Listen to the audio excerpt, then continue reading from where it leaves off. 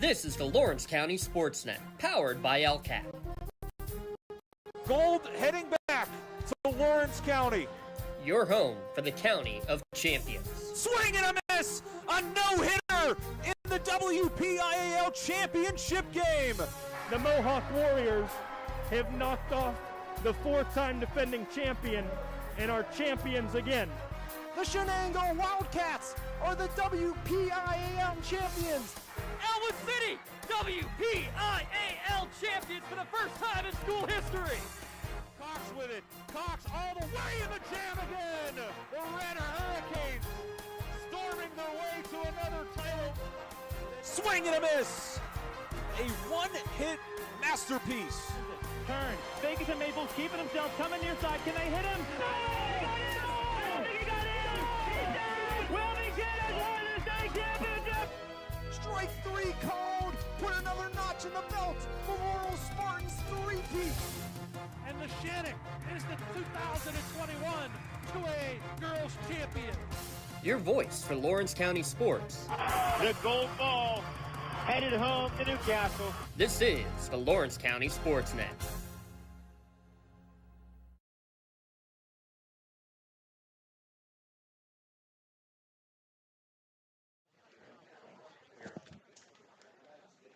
Our game announcers, I'm Aaron Byro. Thanks for listening and enjoy the games.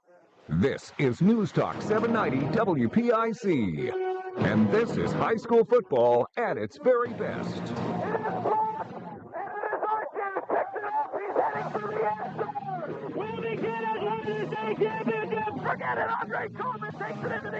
Myers back to pass. Pump fake. Looks. Throws. Long near side. Get it open. McCoy caught it. Drive by 1 yard. The Farrell Steelers are your 2019 state champions. It's the game that separates the men from the boys. And it's happening right now. Tonight on News Talk 790 WPIC, we feature a matchup of PA powerhouses as the Wilmington Greyhounds welcome the Farrell Steelers. Our high school football broadcasts are brought to you by Medicine Shop Pharmacy of Hermitage, caring beyond prescriptions. O'Neill Coffee, great taste delivered since 1951. Bill McCandless Ford in Mercer and Meadville. The Reinhardt's Agency. It's not the insurance they sell, it's the service that makes them better. Cash Dollar and Associates, where they have the client and only the client in mind. Lock, Stock, and Barrel, serving giant subs since 1973. Embassy Healthcare, care-driven, family-oriented. Shell Restoration, the area's #1 roofing, siding, windows, and gutter installer. Warner's Home Improvements, making dreams come true since 1958.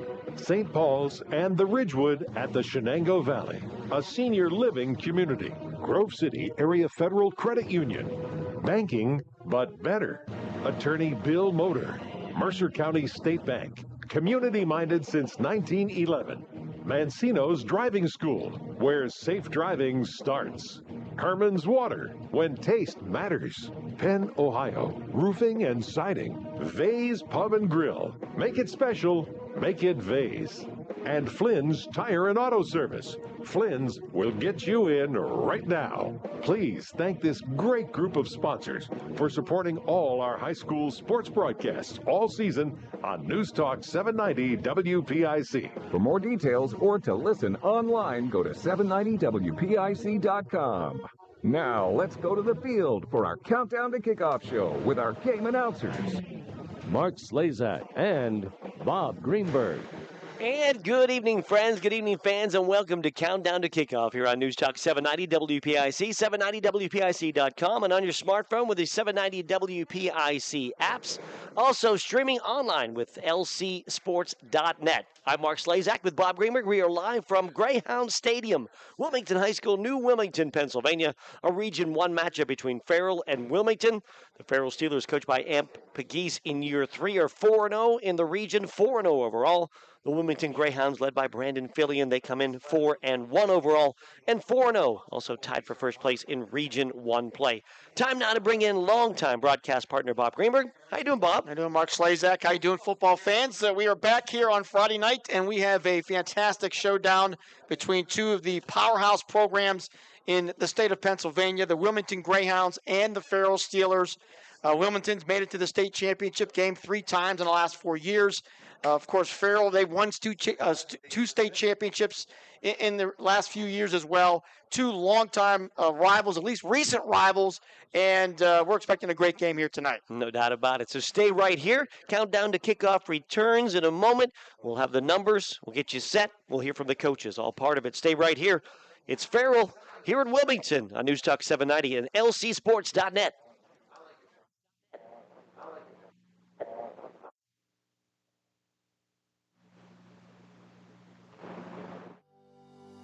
Joseph's Marketplace is Newcastle's favorite family-owned hometown grocery store and coffee shop. Fresh meats and produce, full-line deli, homemade foods, and much more. Joseph's Marketplace has hot foods prepared every day. They also have Newcastle favorites like grape leaves, hummus, and wedding soup available daily. Follow Joseph's Marketplace on Facebook and Instagram for daily updates or stop in to see what's cooking each day. Come hang out at the brand new cafe and bakery, full of great coffee, drinks, sandwiches, snacks, sweets, and free Wi-Fi. In a rush? Go to josephsnc.com and place your cafe order online. Joseph's Marketplace, family owned and operated since 1915. For 20 years, Melee Chiropractic has treated athletes of all ages to help them get safely back to the top of their game. Melee Chiropractic has 3 full-time doctors in their office, and all 3 are former area athletes who have had to battle injuries throughout their careers. They want to help you get safely back on your feet. But more importantly, help stop the injuries before they happen. Prehab before you rehab. Attention all high school student athletes. During your sports season, a $25 visit to the Melee Chiropractic office includes an adjustment and/or all therapies necessary. From the athletes of tomorrow to the weekend warriors and everything in between, let Melee Chiropractic keep you in the game.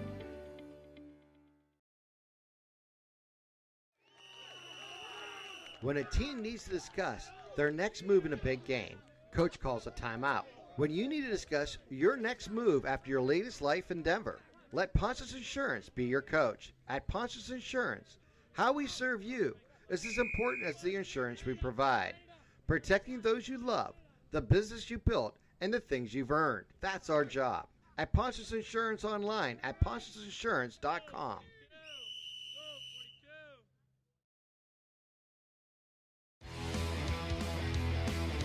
When the high school season heats up, make sure you have the best gear to support your school. Head to the Red Zone on Wilmington Road in the Shannon for all your county sporting apparel needs. Sporting goods and custom apparel to embroidery and things. So thank you, gentlemen, for your work. And it's a big game tonight. A continued rivalry of Farrell and Wilmington. First place in Region 1 and probably the top seed in District 10 on the line, or at least partially on the line tonight. Yeah, last year in the COVID year and the restructured regions, we end up seeing Farrell and Wilmington play each other 3 times a season ago. They were all classics.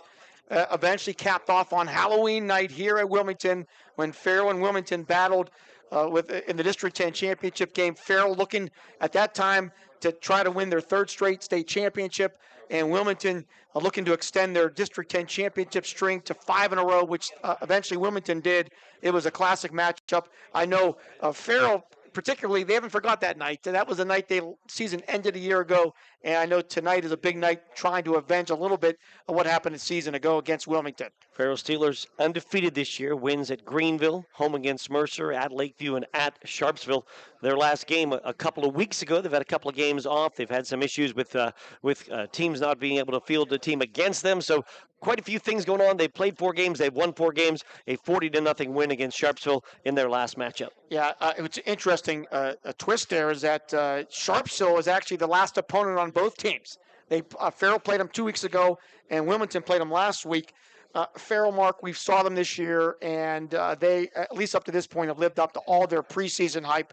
A great running game led by who will be the all-time leading rusher in their school history if he stays healthy, Anthony Stallworth. Yeah, Stallworth on the year already, 732 yards on the ground, 11 touchdowns for a Farrell team that averages 55 points a game on offense and just giving up 1.5. They've only been scored on one time all year in the Lakeview game, a late score, and that's it. 6 points on the board, all the only points against the Farrell D. And what makes this team unique is they're more than just Anthony Stallworth. They rotate 3 quarterbacks. That's something we've never really seen before. Cabron Smith, Trean Holden, Lamont Samuels, all have played significant minutes, and all have really played very well. Smith has thrown it 25 times. Holden's thrown it 15 times. Samuel's thrown it only 4 times. But he's completed all 4 of them. He's more of the running guy in there as well. But all 3 quarterbacks often offer a little bit of a different skill set. All are very effective high school quarterbacks, and all will probably see time again in the game tonight. A really good, solid group of receivers. Kylon Wilson, Omar Stewart Jr. leading the way. These 2 guys have combined for 9 touchdown receptions this year, Mark. No question they will have to be the focus of this Wilmington defense, but how do you focus too much on those guys when you got other guys to worry about? Yeah, it's a loaded offensive team. Wilson, as you said, 6 touchdowns, 18 yards, a catch. Stewart Jr., 3 touchdowns. He's also a weapon in the 2-point game or close to the goal line. They like to use him for 2-point conversions.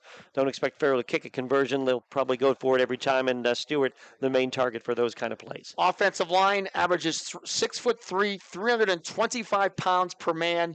As big a line as you're going to see anywhere in high school football, maybe even college football, to say the least. A big offensive line, a very quick, athletic defense that has given up just the 6 points all season. Yeah, on the line side, Anthony Jackson and Jamin Holden, Preston Williams, get names we've heard before. Some young guys stepping in. They've played 7, 8 different linemen in there. And then on the defensive side, you had Malachi Owens and Kean Wade as defensive ends who could really rush the quarterback. It is a solid team in so many areas. Throw the linebackers at you. Taden Strickland, Anthony Jackson are amazing. And then Brandon Chambers in the defensive backfield with Samuels and Wilson, the guys we've talked about before. It's a great team on both sides of the ball. Wilmington on the other side, Mark, they've won 3 games in a row. They have a 27-game home winning streak.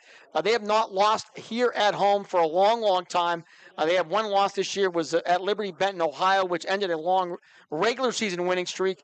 And they're coming off a game where, according to Coach Fillion, the biggest comeback they've had in his career here as a coach and a player. Down 21-0 last week. Yeah, they were down big. They were down at the half, came back to win it at Sharpsville by a score of 28-27. That adds to a Reynolds, Greenville, and Lakeview wins earlier in the year. But, boy, things look bleak early on. But a couple of gadget plays, a couple of throws from the wide receiver, and even one back to the quarterback was huge in that game to get them back on top. And they win it by 1 down at the Pines last week. Still a great running game led by Luke Edwards and Gage DeCaprio. Also Ben Miller. Those 3 have been the 3-headed monster, combined for 15 touchdowns up to this point. Tough McConaughey at quarterback has been steady. McAllister has been their best receiver along with Luke Edwards. Not as big off as a line as they've had in the past, Mark, but still, this is a very, very good Wilmington team. It's a little bit of a younger team than we've seen the last couple of years. They've been really senior heavy, especially last year, multiple letter winners. When you look up and down the lineup, you don't see every guy with a star beside him as a letter winner like we've seen for many years for Wilmington. So rebuilding in some areas, but still some great players. Braden Penwell is one of the top linemen in the county, and you've got Horkler as another guy that's been very good on both sides. Schaller on the defensive side plays really well. Carter Horkovi's having a great year. So there's a lot of guys that have had their moments. It's a team that continues to grow. They just keep getting better. It'll be a real test for Wilmington against this Farrell team tonight. And Braden Penwell, another big guy that starts on both sides of the ball, will have to have a big game as well. It's going to be a battle tonight. Farrell and Wilmington for the region lead. We'll take a break. When we come back, we'll hear from the coaches, Amp Pagese of Farrell, Brandon Fillion of Wilmington. It's countdown to kickoff. Stay with us. This is high school football, Wilmington and Farrell on News Talk 790 and lcsports.net. What can I... When the high school season heats up, make sure you have the best gear to support your school. Head to the Red Zone on Wilmington Road in the Shannon for all your county sporting apparel needs. From sporting goods to custom apparel to embroidery and more, the Red Zone has it all. Quality gear for all 8 schools in the County of Champions. Stop by and enter the Red Zone or visit them online at theredzonesports.com. Score big at the Red Zone.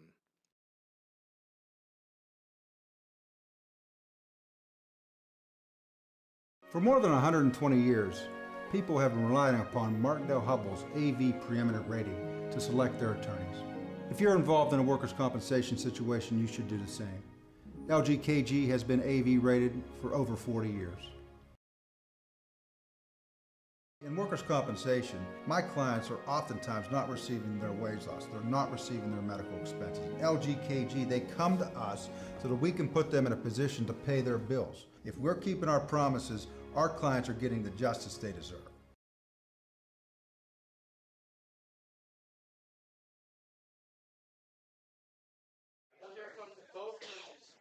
As we go to break, on your home for Greyhounds football and Tight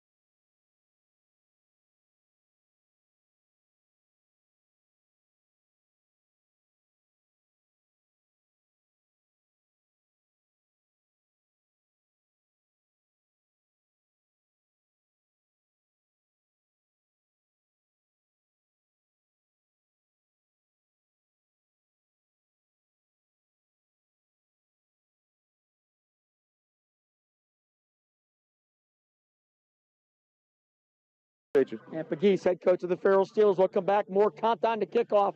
Farrell and Wilmington tonight, right here on 790 WPIC.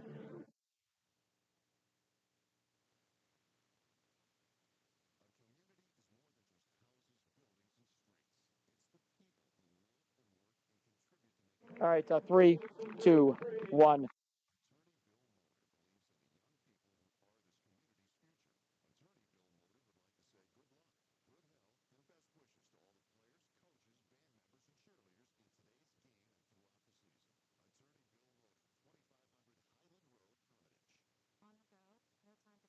Love the Medicine Shop Pharmacy's drive-through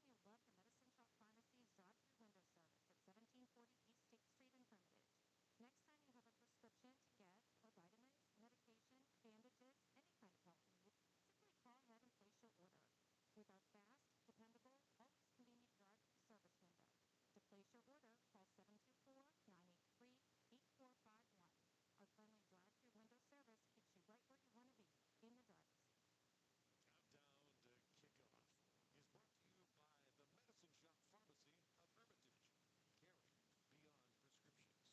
Welcome back. Countdown to kickoff.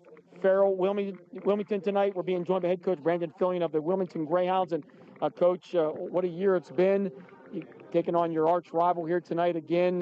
Just a couple of your thoughts. Well, Bob, first of all, I want to say a big thank you to you and Mark Slazak for being here. It certainly makes the atmosphere more special for both teams when you guys are here covering the game. So it's our honor to have you here at home here at Wilmington. And, I guess a few of the thoughts to start off with. I mean, anytime Wilmington and Farrell get together, I think that makes for an exciting Friday night. Farrell's certainly one of those teams and one of those games. When the schedule comes out, you kind of look and take a peek. All right, when do we have Farrell? This is certainly one of those ones that you look forward to all season long. And tonight it's here. I would say that the 2021 edition of the Farrell Steelers team, it's quite impressive. I think Coach Pegues and his staff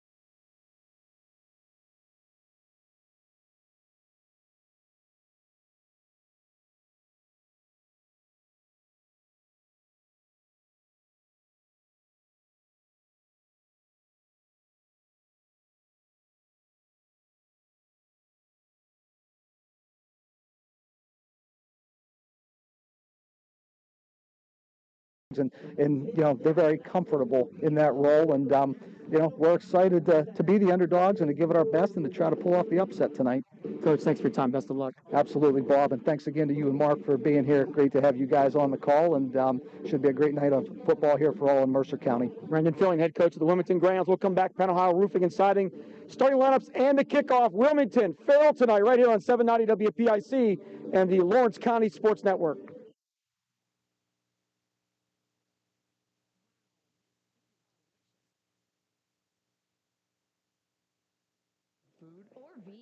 They have great drinks. And great service. And big TVs.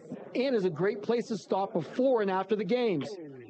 No matter how you call it, V's or V's, when you're out with friends or looking for a place to stop before or after the games, V's Pub and Grill is the place for you. Open Tuesdays through Saturday with happy hour from 4:30 to 6:30. V's Pub and Grill, East State Street in Hermitage. If you're thinking about a move to a senior living community where you can receive help with daily living, consider the Heritage or the Ridgewood at St. Paul's in Greenville, Pennsylvania. The Heritage and the Ridgewood are personal care residences offering private apartments with as much assistance as you need. Plus, services like meals, housekeeping, transportation, and social and spiritual programs. Call today for more information. 724-588-7610. St. Paul's provides equal housing opportunities. The first quarter is brought to you by the Reinhardt's Agency.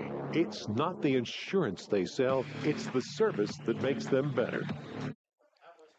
And we're back here at Wilmington High Greyhound Stadium. Mark Slazak with Bob Grimmer getting you set for a big Region 1 matchup as the visiting Farrell Steelers are going to take on the Wilmington Greyhounds. Yeah, a couple tidbits. Wilmington, they have won 27 consecutive home games. Farrell on the other side, in their last 40 games, Farrell is 39-1 against teams other than Wilmington. Wilmington has beaten Farrell 4 consecutive times, and no question, they're hoping for 5 in a row here tonight. Both teams have captains meeting on the big yellow W here on the turf field at Wilmington, and going through the instructions and ceremonial coin toss. And in a moment, we'll have our winner of the coin flip, and we'll get the starting lineups to you on a big night with a big crowd.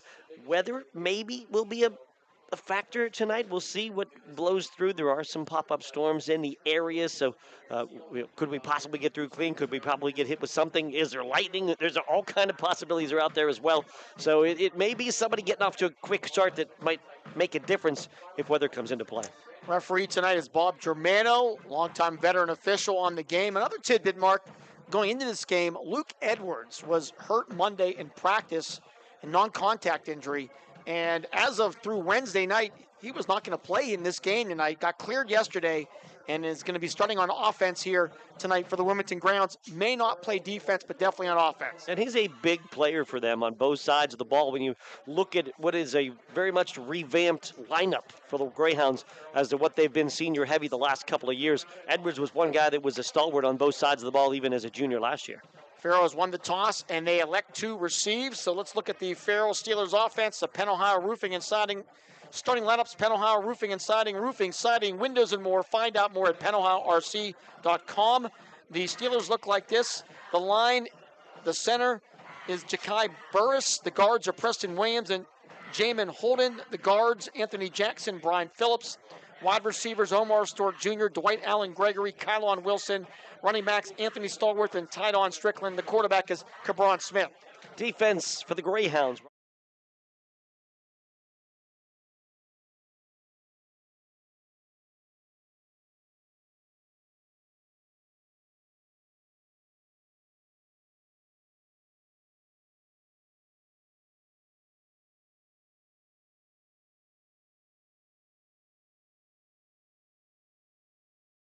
And Wilmington, a blue jersey, blue pants, gold numbers, gold shoulders, a blue helmet with a gold logo. And we mentioned Cabron Smith as the starting quarterback, but he'll be one of 3 quarterbacks we will see in this game. So as they get rotated, we will see if, Coach said if Cabron is the hot hand, he may play the entire game, but at this point it's normally been 2 possessions each as they will rotate 3 quarterbacks. Kylon Wilson is deep to return, as well as Lamont Samuels, as James Winters set to kick it off for the Greyhounds. And both returners sitting at about the 5-yard line as we're ready to get underway at Wilmington. And it's a high, deep kickoff coming to the near side. Is going to bounce and be fielded on the hop at the 15-yard line by Samuels. Cuts far to his right, going to get hit and dropped. It was return right. Samuels ran across the field laterally and really nowhere to go. Got on the hop at the 15. They might give him the 18, and that's where Wilmington will start first out and 10. So the Farrell Steelers will get the ball at their own 18-yard line, first and 10. And the fourth time these two teams will have met in less than 12 months. Stewart will be out wide to the right side. Strickland's a slot near side. Dwight Allen outside of him. Slot right side is Wilson. Quarterback is Cabron Smith with Stallworth behind him. Out of a shotgun, hand to Stallworth, bounces inside, takes it outside, he's got room. 15, 20, hesitate, 25, 30, still on his feet, the first down on the far side. Tried to go up the middle, there was nothing there, and bounced it outside for a first down run. It'd be a pickup of about 12 yards on the play. Yeah, Horkeby was in the backfield. Looked like he had a beeline on Stallworth, but Stallworth bounces out and shows his elusivity there, and it's a big first down. Something out of nothing, and we've seen that many times from Stallworth. Allen will come to the near side again with Strickland. Stewart to the far side with Wilson. On first down and 10 from their own 30-yard line for Farrell, moving right to left. Shotgun for Smith with Stallworth on his left. Motion man in front, and a little jet sweep pass. It's coming to Wilson, 30, 35. Hesitate move with a flag down at the 40. Still his feet, 45 to the 50. A stiff arm to the 40, and still running down to the 35. But a flag way back at the 37-yard line. 33-yard pickup on the jet sweep pass to Kylon Smith, but the flag looks like it's going to bring this back. Yeah, everybody is marching back toward that line of scrimmage. So a big play, couple of nice moves by Wilson. He's shifty, he's got great speed, and made some men miss along this near sideline, but with the flag sitting at about the 37, we'll get a short gain and then marked back from there. This will be marked from the spot of the foul, a holding call against Farrell.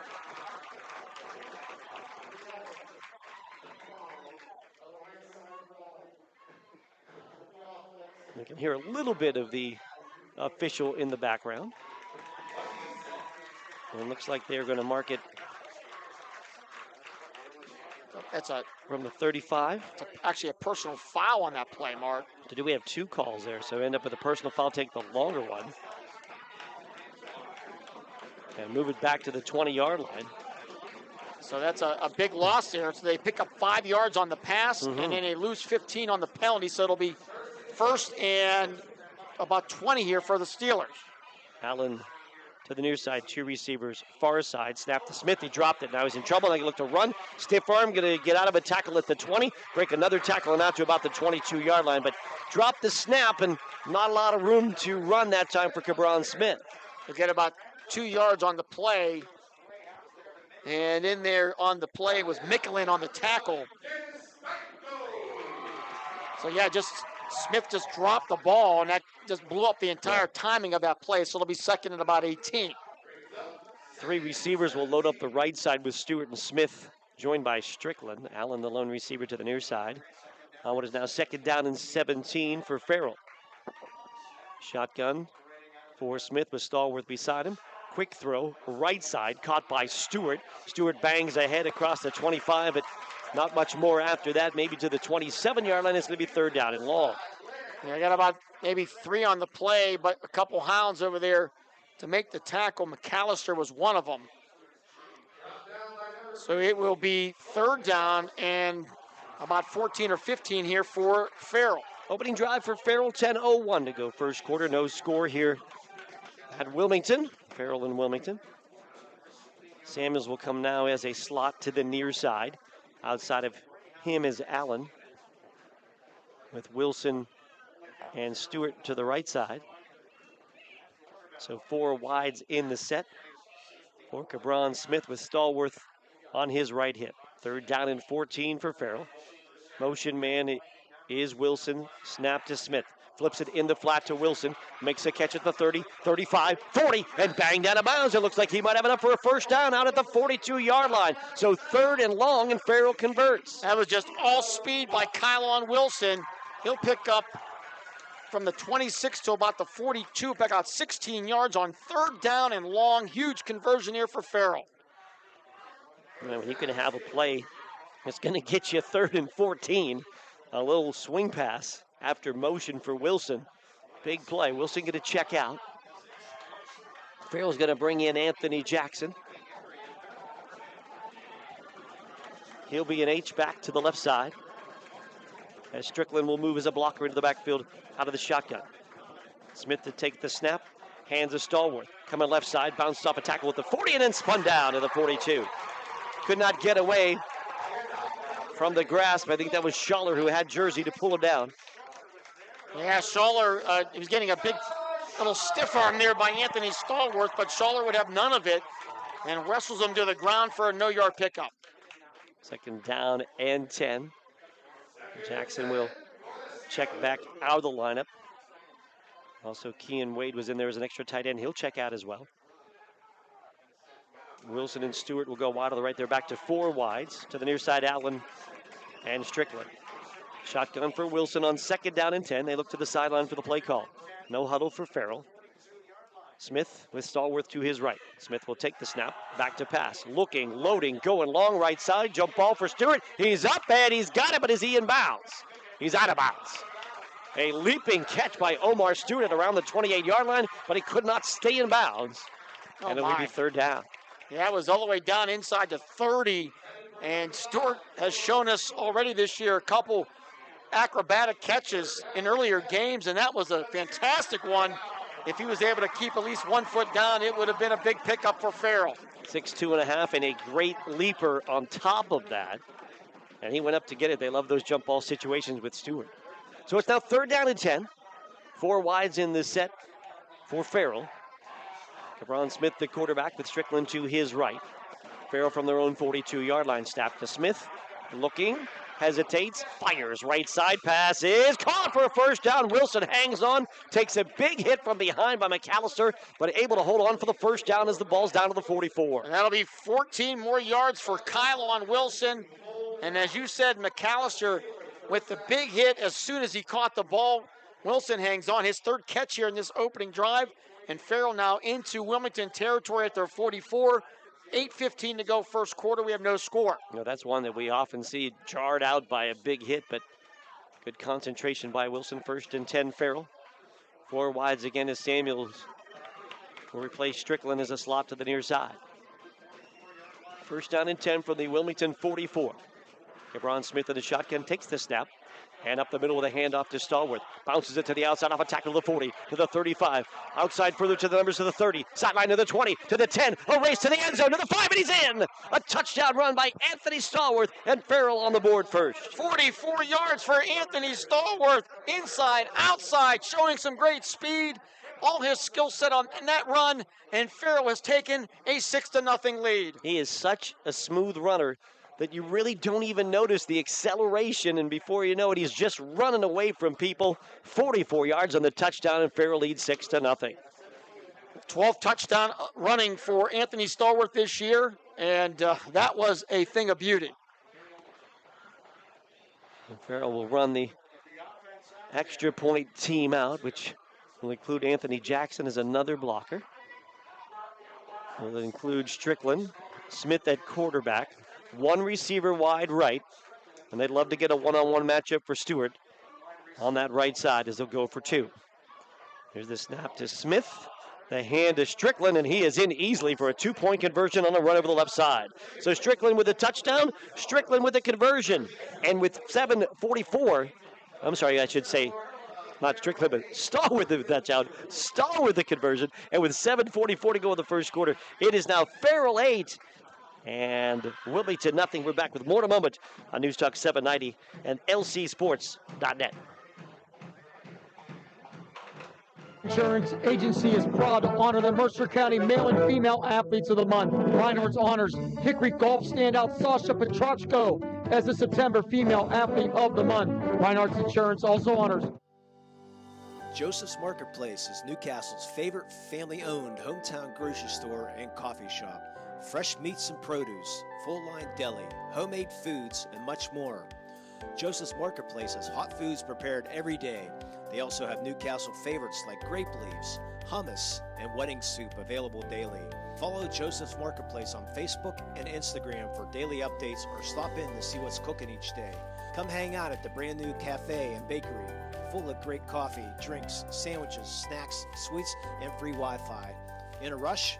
Go to josephsnc.com and place your cafe order online. Joseph's Marketplace, family owned and operated since 1915.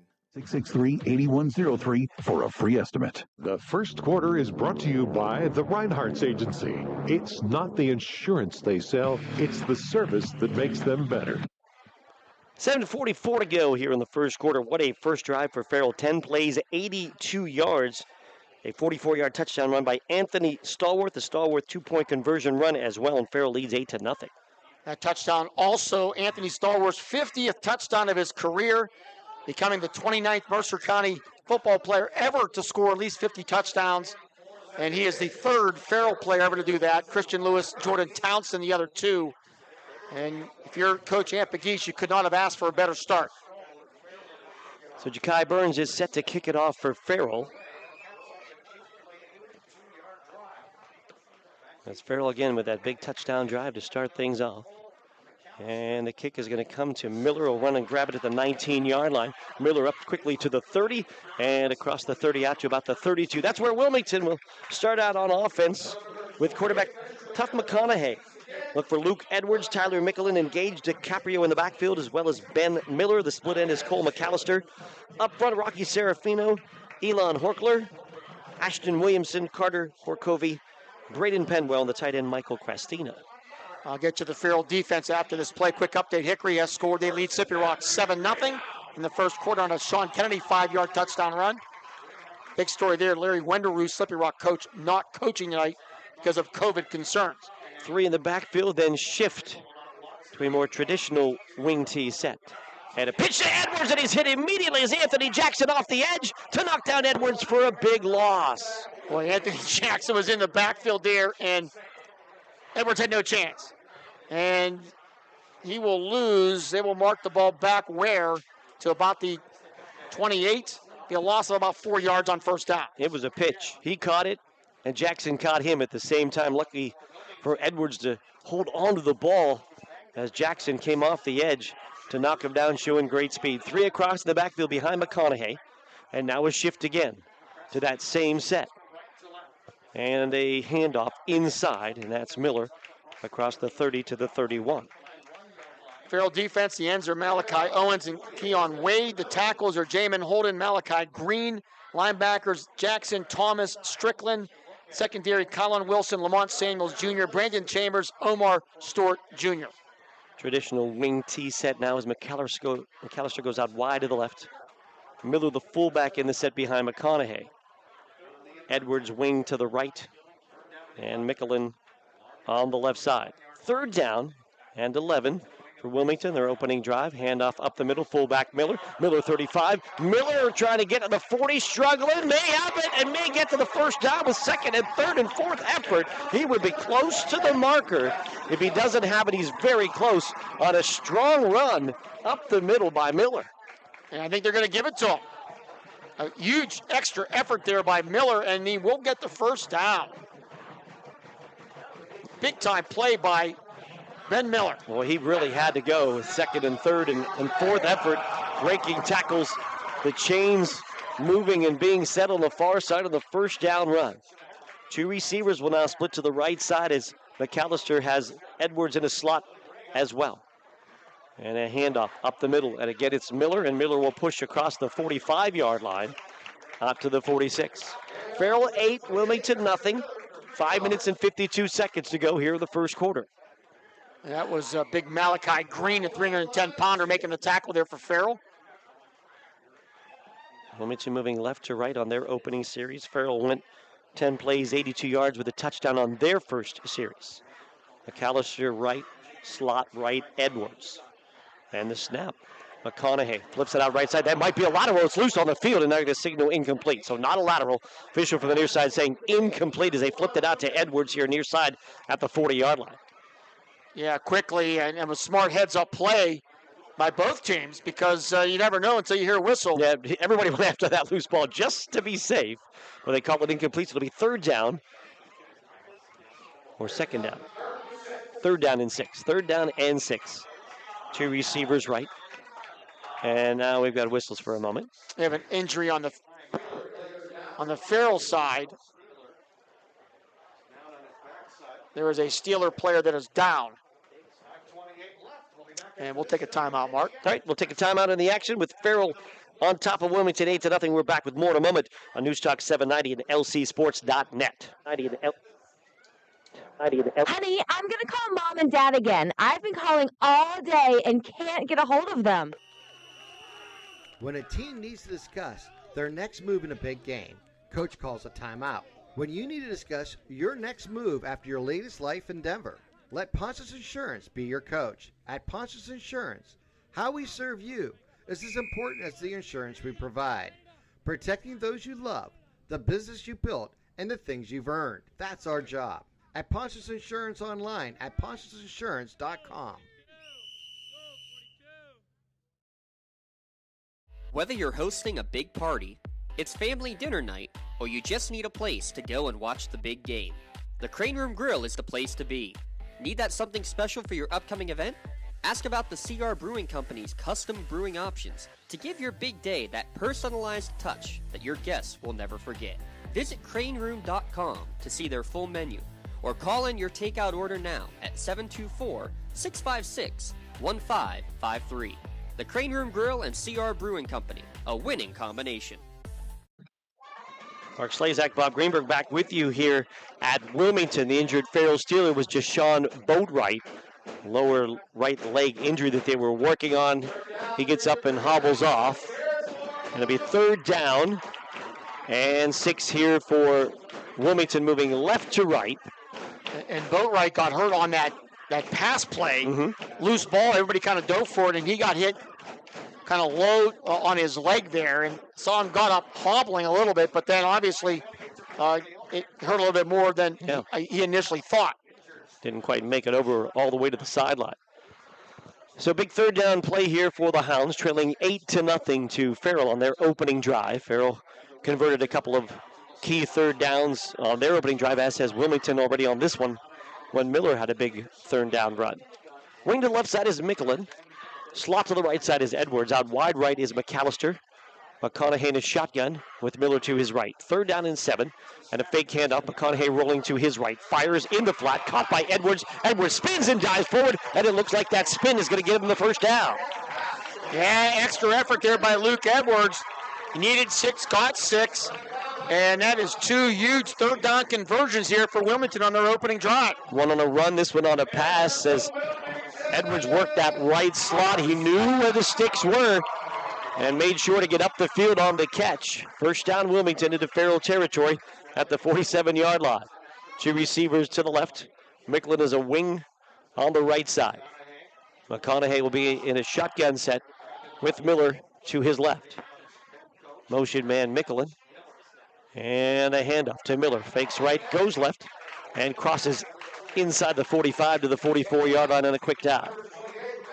Another update, Reynolds has scored on a Jalen Wagner run. They lead Greenville 6-0 in the 1st quarter. Wagner continues his really big season so far for Josh Mall's squad. McAllister and Edwards again wide left here now on 2nd down and 7. Wing on the right side is Mickelin. McConaughey will go again in the shotgun with 4:10 to go in this 1st quarter. Farrell with an 8-0 lead. Motion man is Edwards. And he'll set up wide to the right. Snap McConaughey. Hand to Miller, hit the backfield and drop. Nowhere to go this time for Miller. As soon as he got the football, Farrell had penetration and knocked him back. That was Zaire Thomas, the 6'2", 205-pound junior linebacker. He was in there, and Miller had nowhere to go but backwards. He just have great speed in that linebacker position for Farrell. So you just got, sometimes there's guys that just shoot a gap, and boy, if they pick right, you're in big trouble. And that's what Thomas did that time. A passing situation. And now 3rd down and about 10. Jackson will replace Thomas on the defensive side. 2 receivers left, wing to the right. Shotgun for McConaughey. Takes the snap, dropping back. A lot of pressure. Screen left side for Miller. Miller gets a block by Penwell. Miller, though, cannot get to the 40-yard line, short of the sticks. They're going to knock him down at about the 42-yard line. And it looked like a good idea, but boy, Farrell really rallied to the ball after the catch was made by Miller. He got one block out front by Penwell, but then nowhere to go. Yeah, there was a bunch of Steelers here, Brandon Chambers among others. So now 4th down now for Wilmington. And I'm guessing they're going to go for it here, Mark. At the Farrell 43, Farrell up 8-0. Everybody out there. This is a situation where you could try a hard count to see if you get him jump with some shifting or even run a play. We'll see. Here comes Edwards in motion. Left to right. Edwards will then set. Snap to McConaughey. Hand to Miller. Miller running right side. Miller inside the 40s. Close to the sticks as he's down near the 38. We'll see where the spot is. The side judge on the far side looks like they might have him a little bit short. I think he's going to be short, but we'll see what the mark is. Officials are looking and waving hands, and it's Farrell football. A turnover on downs. Miller just short on the first down. So Wilmington and is Brandon Fillion asking for a measurement? He comes out onto the field near the numbers. It's too late. They already moved the chains. They flipped it the other way. So there's a discussion going on right now. But let's see if they will take Brandon Fillion's advice. And they are going to measure. How about that? Talk about respect for the coach. I mean, the official signaled first down. Brandon Fillion not happy about them not measuring, and now they're going to come measure. I don't know if the sticks were moved. And obviously, that's what they have still to have a say. marker. I don't know if they moved them or not. If they've already moved the chains, it's too late. And I think that's... And they may have, because I think they have the new spot set. There's a little clip they use, Mark, for the chains. And once that clip is moved, there's no way to tell you where the chain should have been. So, and Brandon Fillion right now is not happy. Yeah, it looks like they've already been adjusted. On the far side, when officials signaled, and then when they made the emphatic symbol of Farrell football on the turnover on downs, chain gang went to work on the far side in front of the Farrell bench and adjusted them before the near side coach Brandon Fillion could get the attention of anybody to get it fixed. So Farrell will get the football back with 2:42 to go in the first. Actually, 2:24 to go in the first. And that is a little bit of controversy there, to say the least. Coach Fillion at least wanted to have it looked at least, right? I know when you are on the turf field with the painted lines, the officials 99.9% of the time never bring out the chains. Yeah. So Farrell football, Cabron Smith still at quarterback. He's got 4 wides in the set. And he'll take the snap out of the shotgun. Fake handoff, quick throw right side. Wilson will make the catch at the 40. Wilson cut back to the 43. Breaks one tackle, now kind of given ground. We'll see where they give him progress. He's all the way back to the 40. But I think he'll have progress out to about that 43-yard line. He worked hard to stay up, and that cost him about 6 or 7 hits.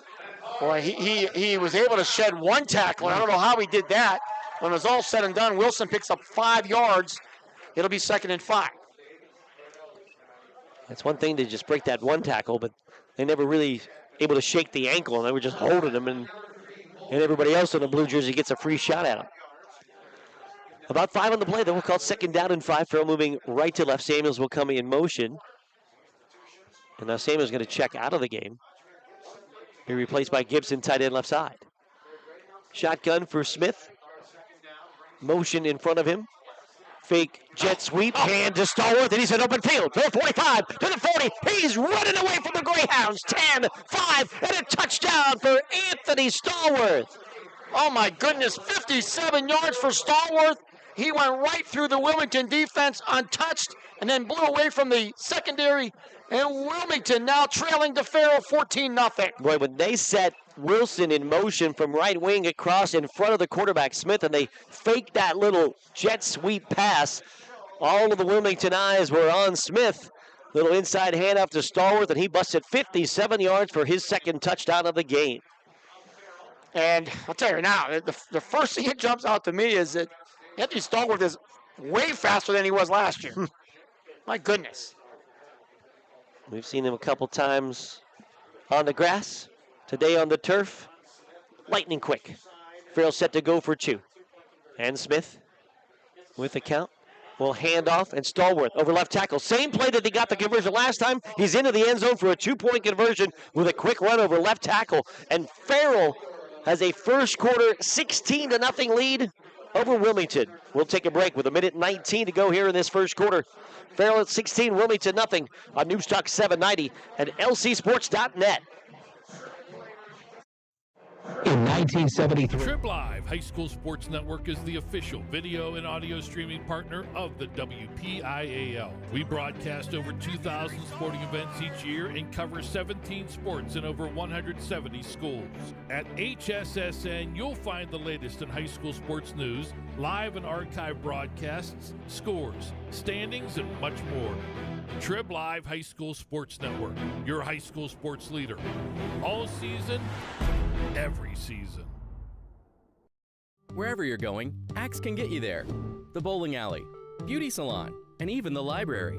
Axe can get you there safely. The grocery store, the pharmacy, and the bank.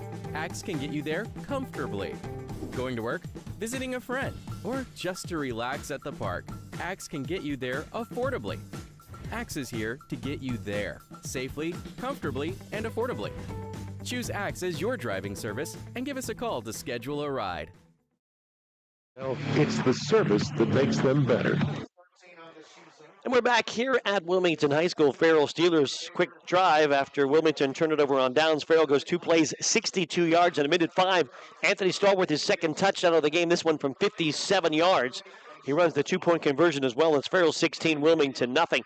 And Mark Slazak with Bob Greenberg. We got Aaron Byro and Dom Summers doing the producing on their ends on the video and audio sides of this one. And boy, Stallworth looks fast and Farrell looks good so far. Yeah, 113 yards already in the first quarter for Stallworth.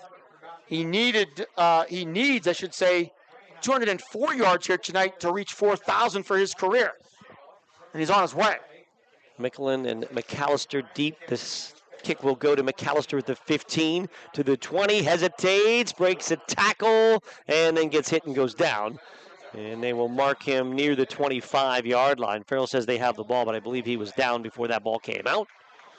Give him the 24, it looks like. That's where Wilmington will be back out on offense. Able to get a couple of first downs on their first series offensively, but unable to pick up a first down that was very close. Coach Fillion was hoping for a measurement on the play, but before he could get the measurement, the chains were adjusted, so it was too late. But it looked like Farrell had stopped them short nonetheless. A couple quick updates. Sharon leading Conneaut 6-0. Hickory 13, Sippy Rock nothing. Also Grove City 14, Titusville nothing. All the scores at half. Lock, stock, and barrel halftime scoreboard show. So McAllister will go wide to the left. A slot to the left side will be Edwards. It'll be a shotgun. And a hand to DiCaprio, and there is nowhere to go. Short yardage up the middle to the 22-yard line. Wade in there on the tackle. A couple other quick scores. Mercer leads Lakeview 7-0. Reynolds 6-0 over Greenville. I think those are all the scores of all our local teams. Ben Miller wasn't out there on the kickoff and not out there at all. He's sitting on the bench here, nursing some kind of injuries. He walks his way back over to the rest of the team with his head down. So Miller not in there right now. We'll see if we get him back for the Hounds. So right now it would be DiCaprio in at the fullback spot. Two receivers to the left side. Snap to McConaughey. Hand to DiCaprio, and Strickland is in to pace him as soon as he gets the football. And that'll be a loss of about 4 yards on the play. And Coach Pegues talked about Strickland. Of course, last year he was ejected from the District 10 semifinal game and was not able to play in the District 10 championship game in a one-score game, all-state linebacker. Mm-hmm. And obviously he remembers that, and big-time play as the first quarter comes to an end. First quarter over, Farrell 16, Wilmington nothing. We'll take a break. We're back with more in a moment. Your home for high school football is News Talk 790 at lcsports.net. Hey Scotty fans, it's Mrs. Ryan and Miss Felina here on behalf of the Union Area Education Association. And we want to wish all of our Scotties good luck this season. Go Scotties!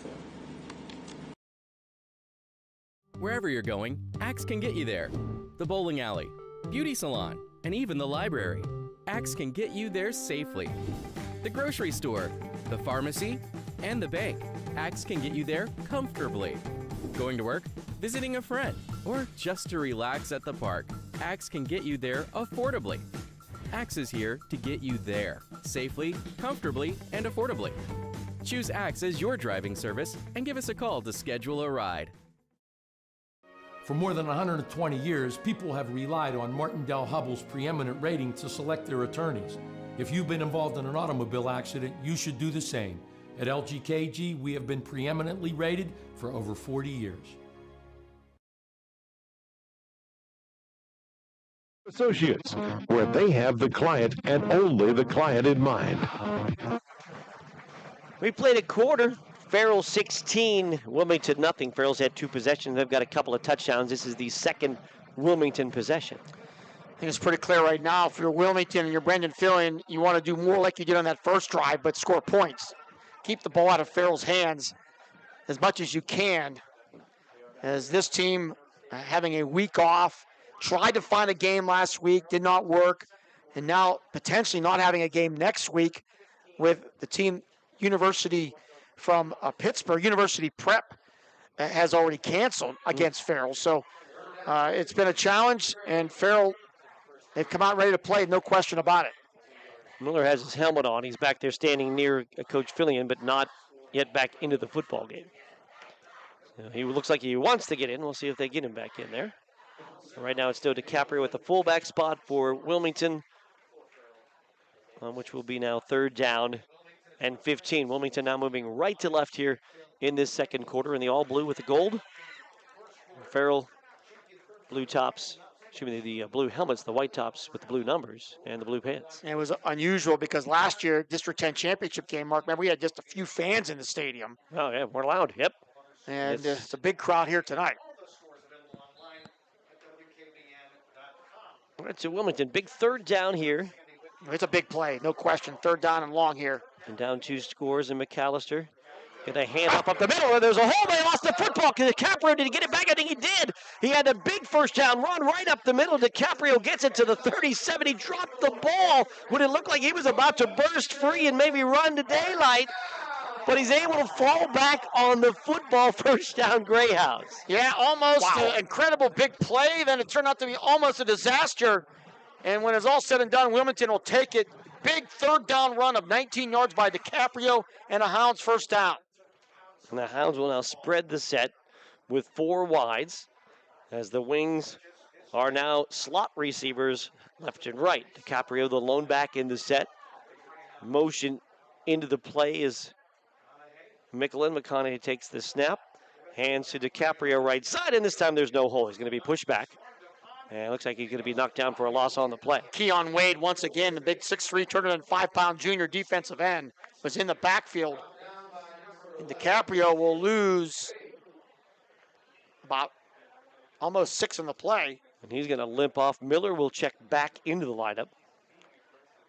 They have the, I was thinking about the play clocks here, Mark, at Wilmington. Yeah. I think there's probably no 2 teams that we've covered that would use them more effectively than this 2 teams. Here's a pitch, and now we reverse a trick play for McAllister. Throws it up, it's caught near side, making a man miss is Miller to the 40, to the 45. So they pitched it to McAllister, and McAllister threw it back to Miller out of the backfield. A trick play that looked for a moment like it was going to blow up in Wilmington's face, but a big pass and a great adjustment to the ball by Miller. And a big gainer on the play. It'll be 3rd down now and short. Another trick play. Wilmington ran a couple big ones last week for touchdowns, and that one, it picked up about 13 yards. Huge. 3 big completions in a couple of weeks for McAllister, who lost the quarterback duel to McConaughey in the summertime. But with a big play there with a lot of pressure, made the throw back to Miller. It's 3rd down and about 2 here. Edwards in motion. Handoff up to Miller, and Miller with nowhere to go, going to be knocked down short of the marker and short of the 45-yard line by a couple of inches there. That'll be 4th down and decision time for Brandon Fillion. Zaire Thomas with the play in the backfield there. So, yeah, decision time for Brandon Fillion. I'm guessing they're going to go for it here. Have the offense still out there. McAllister will split wide to the right side. Wing T set with Edwards in motion. Edwards comes near side, a hard count. Farrell does not jump. Now they'll look to the sideline. McConaughey under center. Miller behind him in a wing T set. 4th down and a couple. And now looking to the sideline again as the play clock is down to 5 seconds. As it gets down to 1, Coach Fillion will call timeout. Timeout of the action. We'll do the same with 9:22 to go in the first half.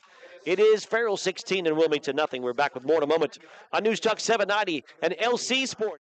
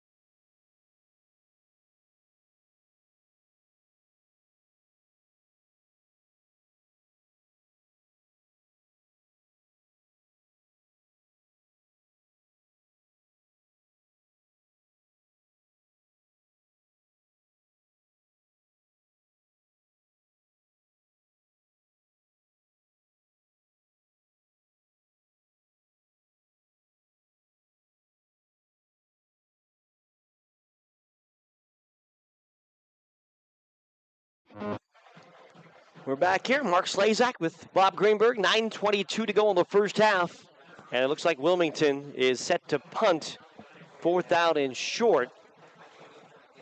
Unless there's trickery, which you never know.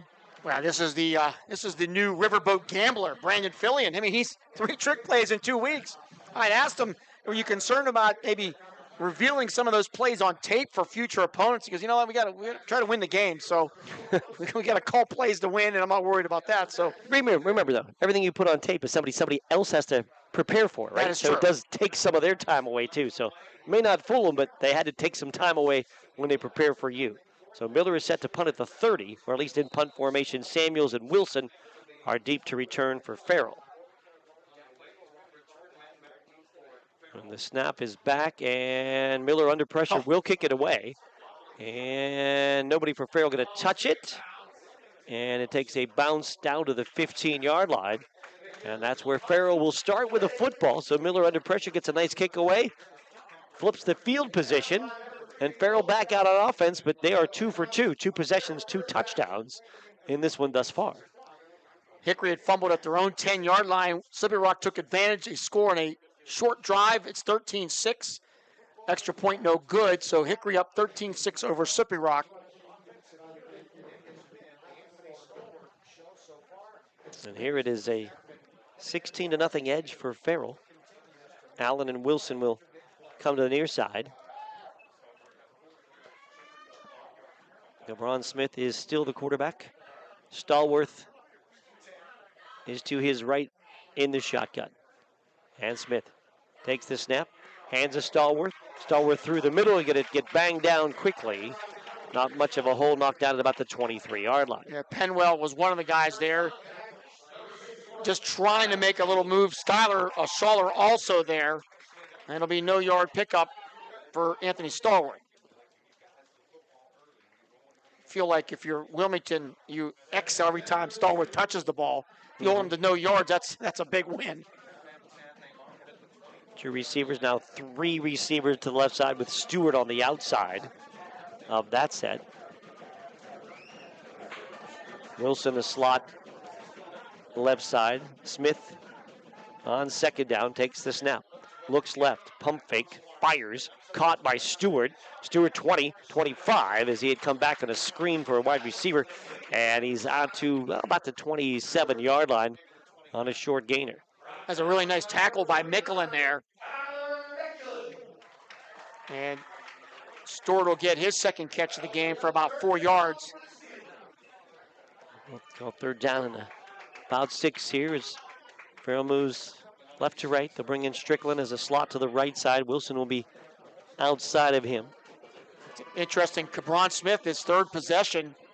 Normally the coach would be rotating quarterbacks back now. Snap to Smith on 3rd and long, and he looks, and he runs to his right, and he fires, and it's caught, and it's a 1st down. Stewart makes the catch. He'll get across the 30 to about the 35, maybe the 36-yard line, and that'll move the chains for Farrell. Yeah, about 9 yards in the play. He waited for Stewart Jr. to come all the way across the field, far side, all the way lateral across the field to hit him with a nice floater. And a first down for Farrell. They have had several third down pickups early in this football game to go with a couple of big plays as well. And Smith able to keep the play alive there by ruling out, escaping some pressure. He is now 7 of 8 here in this first half. Stewart, the lone receiver, to the left on first down and 10. Wilson comes in motion. Jet sweep, flip to Wilson, sweeping left side to the 40, to the 45, and he dives out near the markers at around the 46-yard line. Looks like he'll be a little bit short of the first down marker as they'll put the ball officially at the 45. There'll be another catch there for Kylon Wilson. His 5th here of the first half. As we are down to under 7 minutes to go here in first half here at Wilmington with Farrell leading 16-0. Wilson and Allen will split to the near side. Second down and 1. Stallworth in the shotgun with Smith taking the snap. Handing to Stallworth. First down over the left side, and he'll dive out to midfield. And Stallworth will move the chains again for Farrell right at the center of the field. And that was Ben Miller making the tackle. Him and Micklin both grabbed the leg of Stallworth and 4 arms here to try to bring him down. 2 receivers will come to the near side. Strickland and H-back on that left side. Cabron Smith, the quarterback, with Stallworth on his left hip. Stewart split out wide to the left. And a turn. And a handoff. Stallworth stutter steps through the line to the 35 to the 40-yard line. And Stewart at 35, still going 30. Breaks a tackle. Through another arm tackle. Stewart on the sideline. Breaks free. 10-5 touchdown. Anthony Stallworth scores again. 50-yard run. Looked like somebody had a horse collar on him, and he still wasn't able to come down. That was an incredible run there for Stallworth, his 3rd touchdown of the first half. And Farrell now up 22-0. My goodness. 44-57. Now 50 yards on touchdown runs by Anthony Stallworth. They had jersey, they had pant leg, they had the shoulder pad. He breaks free of all of that and scampers down the left sideline for the score. Stallworth now scoring for the 14th time on the ground this year. And that is a lock, stock, and barrel play of the game nominee, to say the least. And Farrell will set to go for 2. Chambers and Strickland in the backfield. 1 receiver left is Stewart. Snap to Smith, lob, leaping Stewart, and he cannot get it, incomplete. Defended on the far side there by Davis Franco, McAllister there as well, so the 2-point conversion will fail. But it's Farrell 22 and Wilmington nothing. We'll take a break on News Talk 790 at lcsports.net.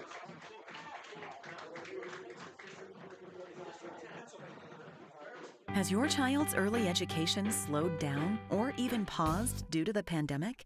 This is crucial time you can't get back. LCAP can keep your little learner on track for success. We have options for working and non-working parents with in-person childcare and age-appropriate virtual learning to keep them busy and engaged. Parents, don't hit pause on early learning. Lawrence County Community Action Partnership can jumpstart their future. Learn more at lcap.org. Whether you're hosting a big party, it's family dinner night, or you just need a place to go and watch the big game, the Crane Room Grill is the place to be. Need that something special for your upcoming event? Ask about the CR Brewing Company's custom brewing options to give your big day that personalized touch that your guests will never forget. Visit craneroom.com to see their full menu, or call in your takeout order now at 724-656-1553. The Crane Room Grill and CR Brewing Company, a winning combination. For more than 120 years, people have been relying upon Martindale Hubbell's AV preeminent rating to select their attorneys. If you're involved in a workers' compensation situation, you should do the same. LGKG has been AV rated for over 40 years. Wilmington 22-0 here with 5:54 to go in the first half. Yeah, his 3rd touchdown of the first half. He came into the game with 49 career touchdowns, and with 3 tonight gives him 52. He has passed Kyle Mayocker, Derek Burns, a former Wilmington great, and Mike Milrow of Reynolds into 26th place on the Mercer County all-time touchdown scoring list. Quickly, in one game, jumping up the list here with 3, and we've got a lot of football still to play. And that one was one I definitely want to see again. Yeah. It looked like on several occasions that they had him down. And there was definitely a horse collar, but there was never a flag there. Held him by the pad, had him by the shirt, had him by the pant leg at one time, and broke free of everything, and then saw some daylight and runs to the end zone. Again, Ja'Kai Burns set to kick off. McAllister and Miller are the deepest, back at about the 15-yard line. And Burns will take about a 15-yard run up to the ball here. And he'll boot it, and it'll sail out of bounds on the far side. So the flag will fly there for procedure call, and looks like Wilmington sends the offense out. They'll just take the ball and via the procedure spot. One positive, talking about penalties, Wilmington had 9 flags last week, Mark, and they have not been whistled yet here in this game. But down 22-0. Need to get something going on that offensive side. Looked like last drive that maybe they had the big play with DiCaprio, and when he broke into the free, he lost the football and had to backtrack and go back and get it. And that drive eventually stalled out. You're forced to punt. 1st and 10 at their own 35 after the procedure call and the kickoff out of bounds. Miller back in at the fullback spot. Edwards a wing left. He'll now split out wide to the left. Under center, McConaughey looking, firing. Quick pop pass intended for a slanting Mickelin, incomplete. And I believe that was Stewart Jr. in on the coverage there. Just batted that ball away. Yeah, Mickelin was lined up on a wing on that right side. Just hit that quick pop pass, try to hit him on Hashmark's right side near the 40-yard line. The ball knocked away. As you said, Stewart right there. Meets 2nd down and 10. Clock stops with 5:49 to go here first half. Wilmington was down 21-0 last week to Sharpsville and came back to win. Scored late in the first half, was a huge play. Down 22-0 here in the first half tonight. McAllister under center, flips it, and it's Mickelin, and Mickelin gets hit, stays on top of the pile, keeps the legs driving, but nowhere to go. The pile moves backwards. They're going to give him progress to the 34-yard line, but even progress is still a loss on the play. Malachi Owens, among others, here for the Farrell defense. Brendan Fillion said the 21-point comeback believes to be the largest that Wilmington has had, at least in his long time as a player and a coach. So that was last week. They'd come back to win from 22 down tonight. That would break that record. Is 22 greater than 21? You are all over the math. Don't even need a calculator for that. No, you're all over that. 3rd down and 11. Moving right to left is Wilmington here. Clock runs. 5:01 to go first half. They'll go with 4 wides in the set. Coach Fillion, as the play clock gets down to about 1, he's going to take a timeout, talk things over. We'll take the timeout as well. Farrell leads Wilmington 22-0. Back.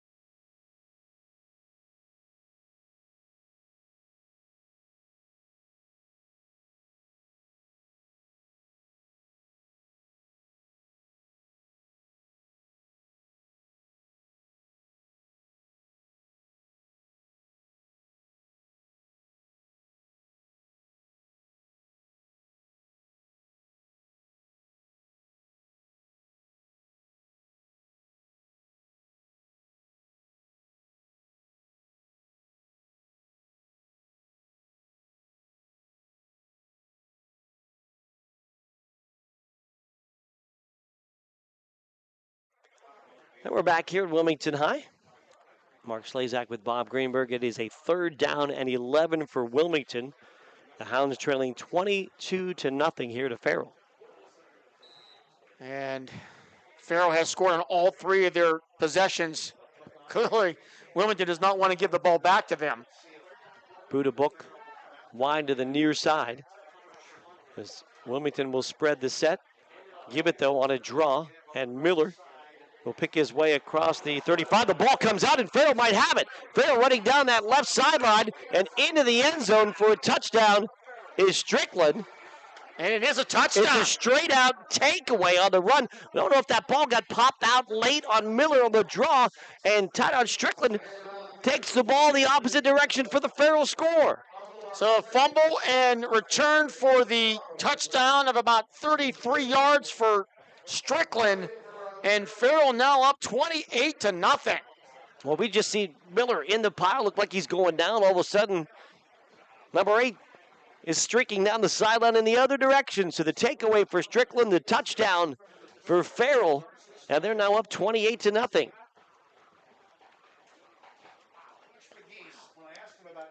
And Wilmington had a couple big turnovers last week, and no bigger than this one right there that leads to directly to 6 points for the Farrell defense. And now they have Holden in there with the extra point team at the quarterback spot with Stallworth to his right. Snap to Holden. Lob to Stallworth, or should be to Stewart. He's up and he got it on the jump ball, and Stewart wins it this time on the fade pass from Holden to Stewart for Farrell's 2-point conversion. I don't know how you can stop that play.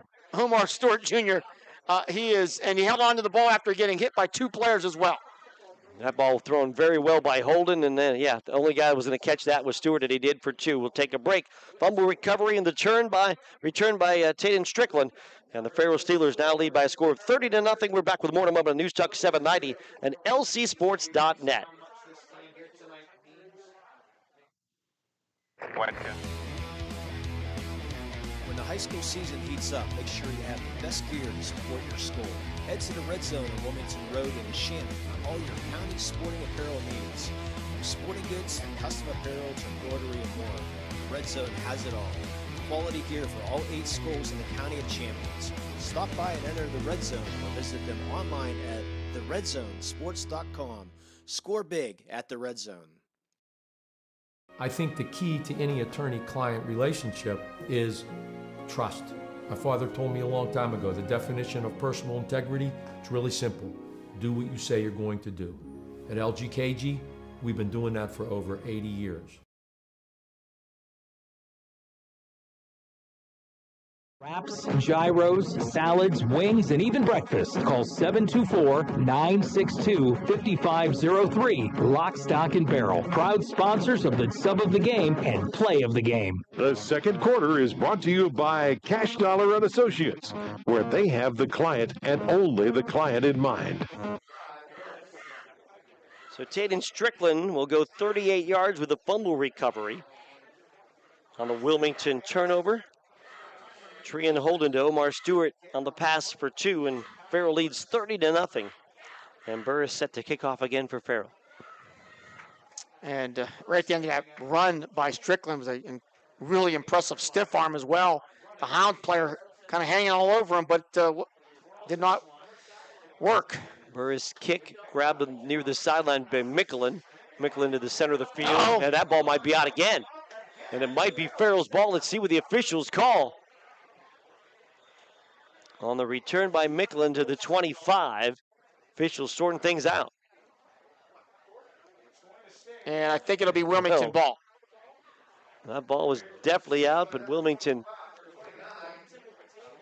able to recover, put the ball just short of the 25-yard line. Wilmington 1st and 10 with 4:38 to go here in the first half. And Wilmington trailing now 30-0. McConaughey will come from the sideline with the play call. Wilmington will run Williamson out there as well.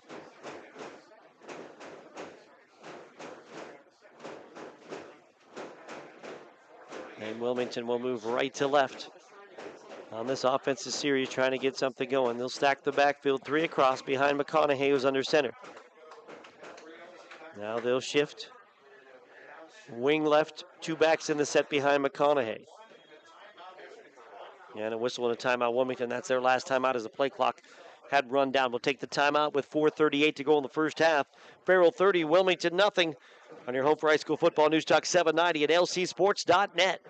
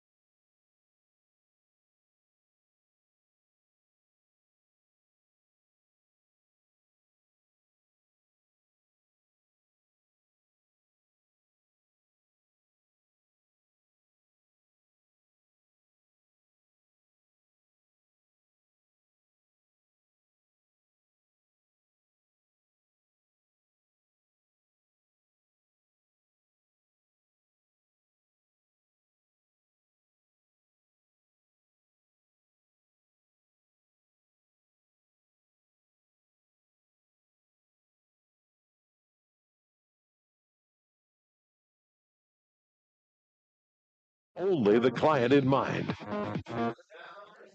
3 backs across the set for Wilmington, and now they'll shift. McAllister will split wide to the left.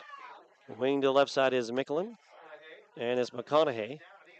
And he tries to do a quarterback keeper left side and nowhere to go for quarterback tough McConaughey. And Tydon Strickland was right there in the middle of all that. Wilmington has won 27 consecutive home games, Mark. Their last time they've lost at home was to Hickory on October 16th, 2015. Incredible streak. It's in serious jeopardy here tonight. Lost a yard on the run, did McConaughey. Mickelin a wing to the right side outside the tight end. Krastina, 2 receivers left. McConaughey fires, deep slant. McAllister can't hang on at the 35. Would have been good for a first down as he found a spot between Strickland and Chambers and just could not pull it down a little bit high, but catchable ball for McAllister. It'll be 3rd down and 11. Yeah, there was a bunch of bodies over there. It looked like McAllister was bracing himself maybe to get a hit. Either way, it'll be 3rd down and 11 now for Wilmington. So go with a spread set here on 3rd and long, and Book will be an extra receiver to the near side. Mickelin wing left in the slot, and Edwards in the right with McAllister outside of him. Snap to McConaughey, straight drop, a lot of pressure, steps up, fires, quick slant, caught in the middle of the field by Edwards, but it's a short catch, only out to about the 27-yard line, so you're going to pick up 3 or 4 yards there, but not enough for a first down, and the punting unit coming on. Anthony Jackson with the tackle. This linebacking core of Farrell, and now Farrell will call a timeout, I believe, with 3:38 to go in this half. They're looking.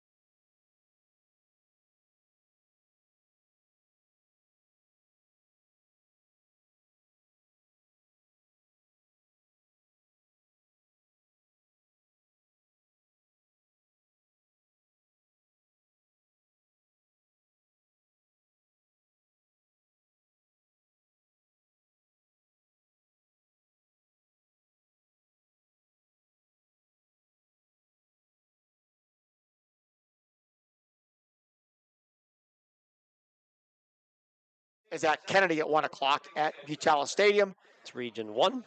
Kennedy got their first win since 2012. Yeah, last weekend. Come from behind win there against Lakeview. And I'm sure Sharpsville's a little bit on the angry side after seeing a 21-0 lead fall apart last week against Wilmington. Mickelin set to punt. And an end-over-end kick that no one originally will field for Farrell. Now they all bail out of there. And it'll be touchdown at the 32-yard line after a nice roll. So let's see who comes in at quarterback now for Farrell.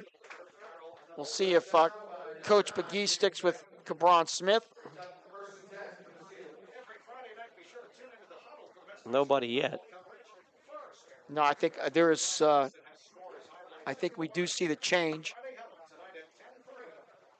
As Tree and Holden, I believe, is out there. There's 6 out there now. Yes. Tree and Holden, who threw that 2-point conversion pass, so he'll be in at quarterback. Right now in a pistol set with Stallworth behind him. Now Stallworth will move beside him in more of a typical shotgun. Handoff left side to Stallworth, bangs into a man, lowers his shoulder to the 35 out to the 36, maybe the 37-yard line before he's run into the Farrell bench on the far side, stopping the clock at 3:14. I guess not stopping the clock. They will call him not officially out of bounds. Seal inbounds, 2nd and 5. Gavin Murdoch has scored for Lakeview. There was a doubt he would even play this week, but he is playing, and it's 13-6 Mercer. 2 receivers to the right side. 1 left for Farrell. Holden, hands off, up the middle. Stallworth picks his way for a couple to the 38. Flag comes in after the play. And we'll see what this is all about. Wilmington turns and walks down the field. So it would appear that it would be against Wilmington, at least by their players' reaction.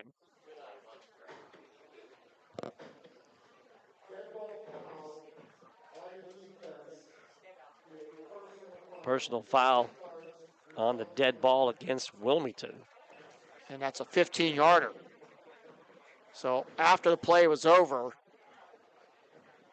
and Brandon Fillion can't be happy with that, as it would have been 3rd down and about 4. Now you give Farrell a 1st down at the Wilmington 47-yard line. No frustration, I'm sure, on that Wilmington side. Down 30-0. 1st and 10 now via the penalty. Stallworth will go in motion to the right. Handoff to Strickland over the left side. And Strickland going to spin and make a move down near the 40-yard line. As he got his first offensive carry after he had a defensive carry for a touchdown when he picked up a fumble and rambled 38 yards for a score earlier in this one. Yeah, he is really an outstanding football player. On the defensive side, he was all-state last year. 2nd down, Holden turns, hands off, Stallworth up the middle, pushing to the 40-yard line into the 39, picking up another 3 yards or so, and it'll set up a 3rd down and short here for Farrell.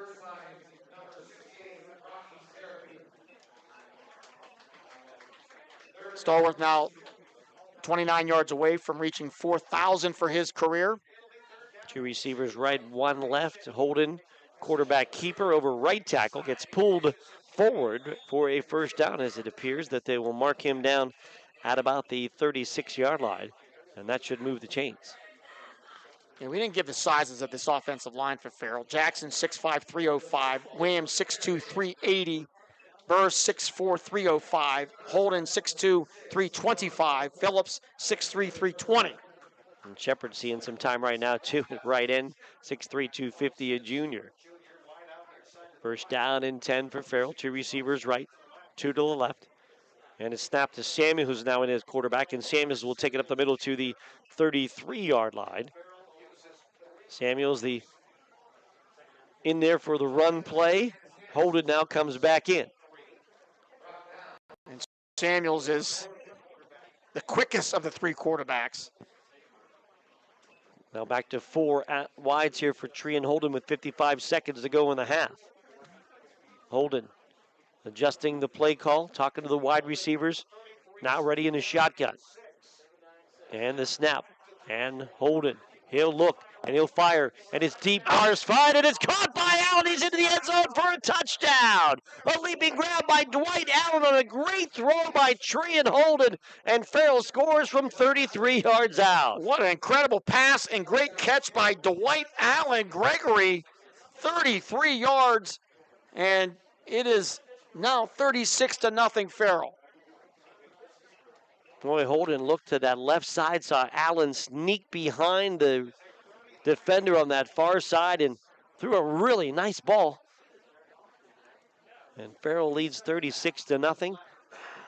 They'll go for two here. They don't kick. Holden in a shotgun. Two receivers right.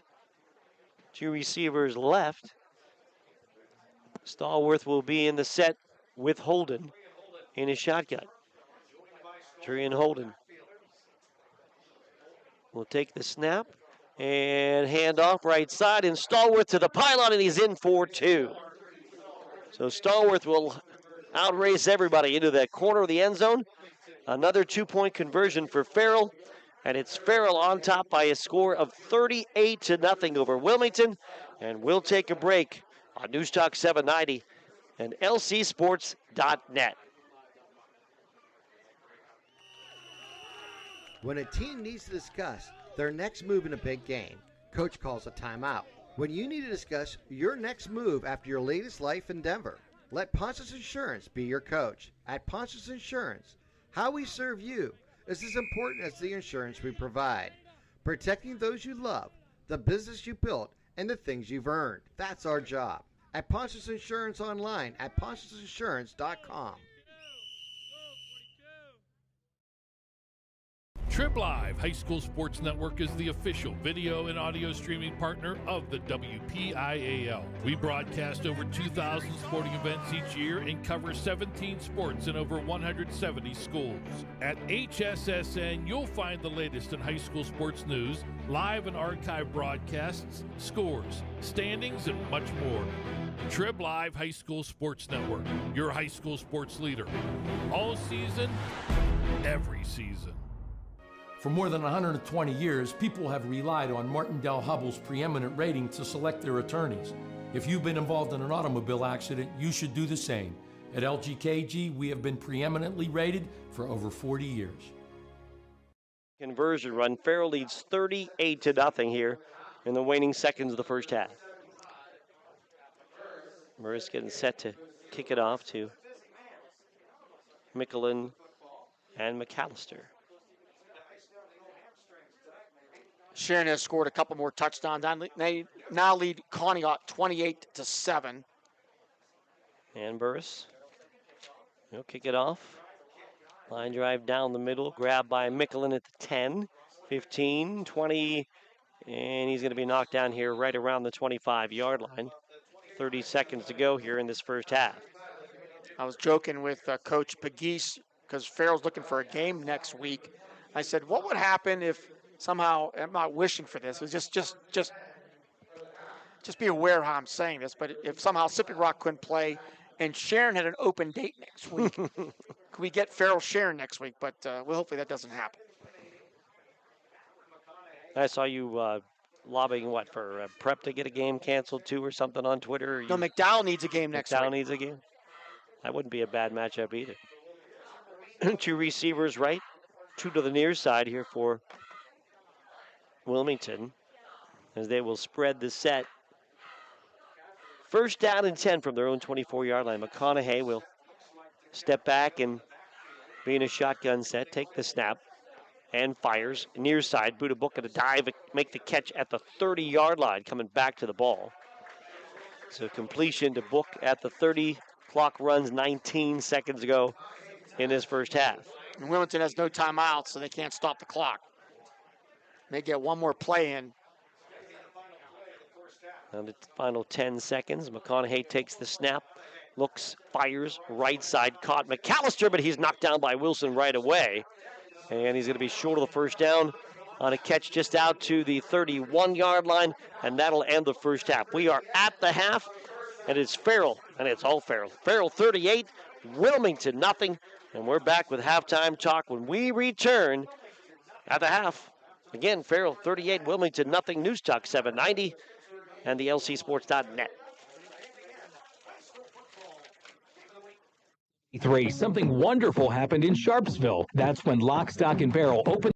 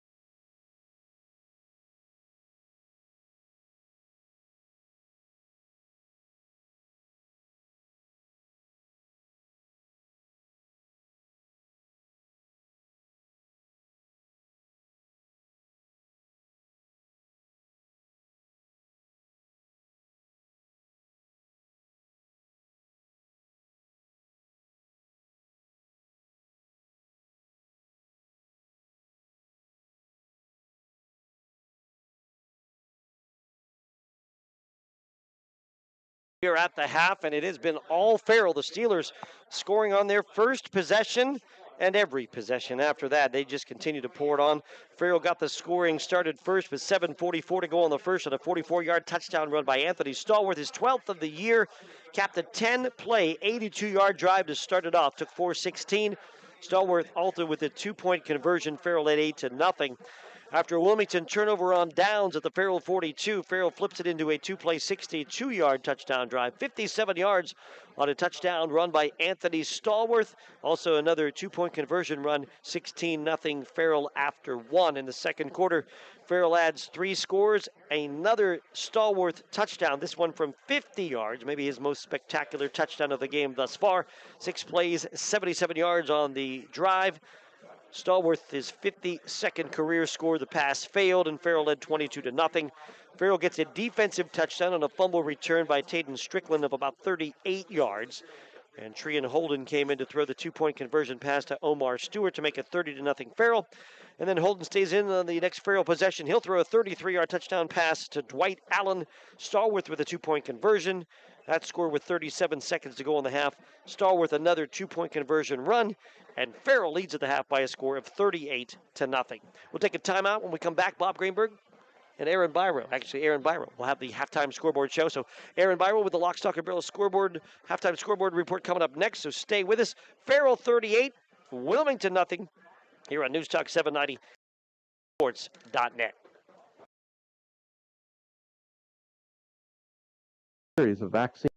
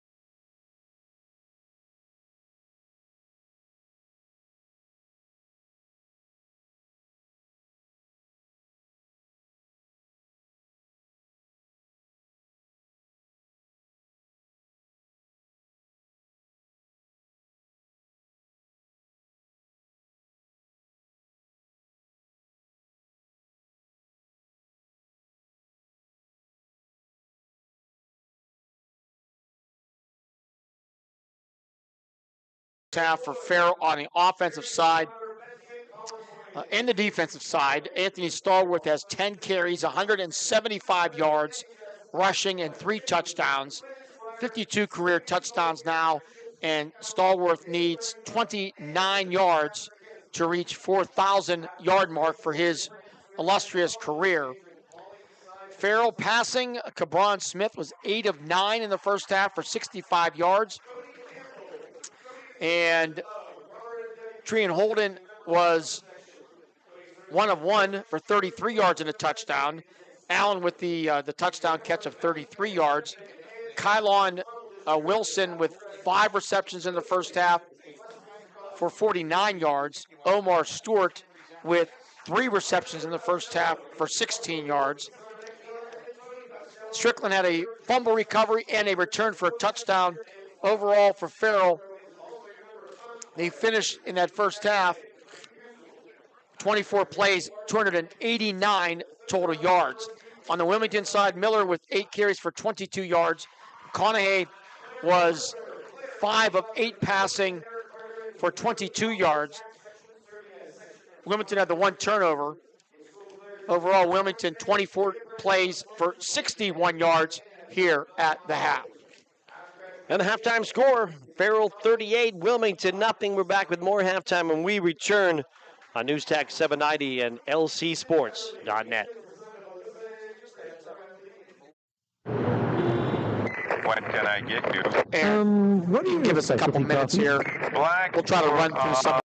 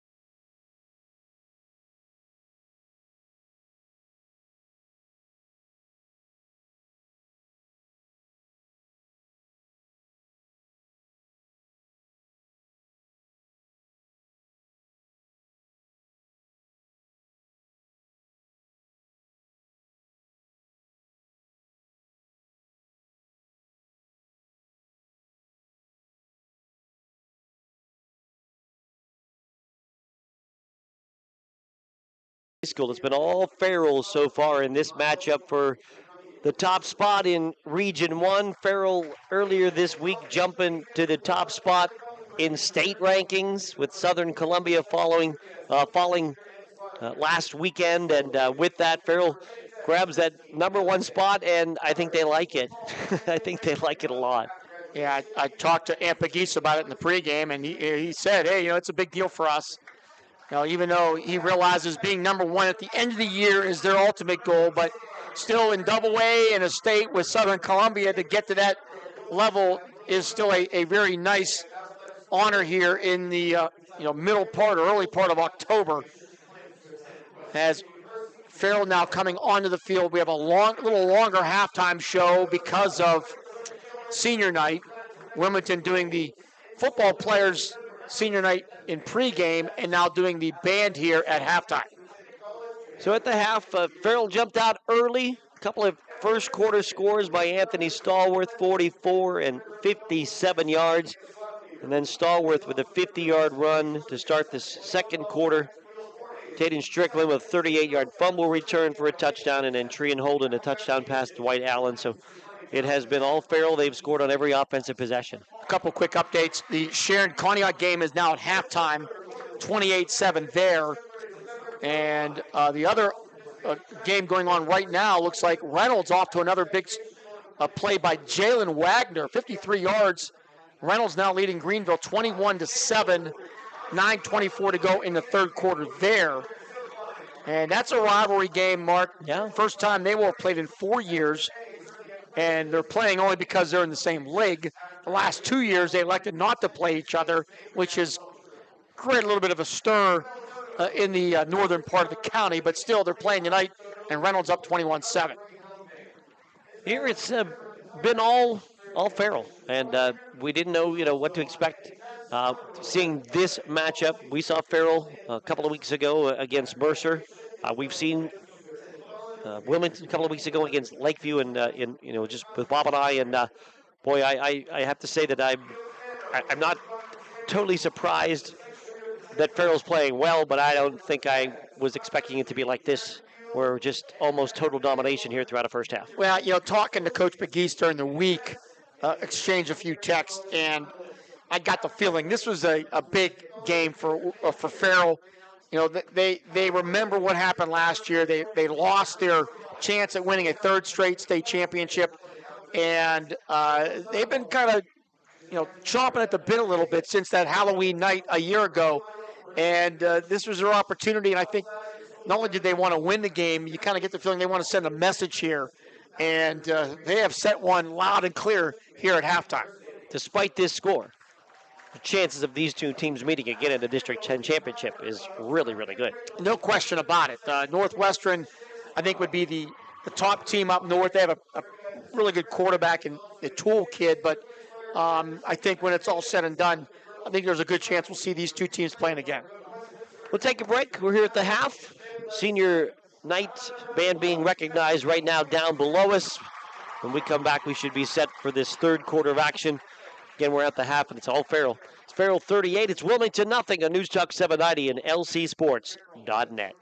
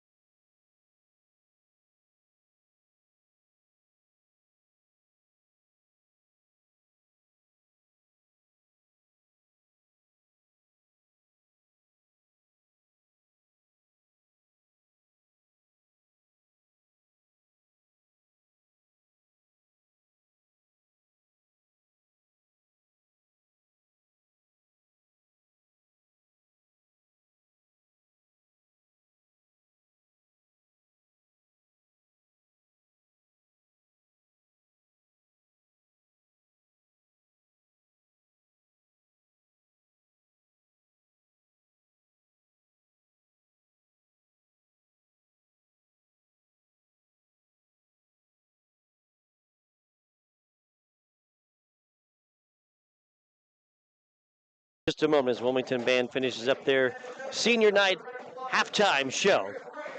And we'll be set for our third quarter in just a moment. Farrell on top of Wilmington 38-0, so that puts us into the mercy rule to start this second half of action. Farrell scoring on all offensive possessions in that first half, 4 for 4, including a defensive touchdown as well to get us to that 38-0 score. Yeah, the officials actually requested a 20-minute halftime because of senior night, so it's going to be a little longer than normal, but honor the band members who worked so hard here in their careers playing, which I'm guessing will be their final home game. We don't know what the playoffs might look like. That's still a little bit fuzzy, right? If we don't have the neutral sites, there's a chance there could be another game here. We'll see. And just a couple other quick notes. Hickory, Slippery Rock 13 all at half. Sharon leading Conneaut 28-7. Reynolds now 21-7 over Greenville. In that series, by the way, the historical part of that, Greenville has beaten Reynolds 21 of the last 22 times. And Reynolds, proud program, and they're leading the Trojans right now 21-7.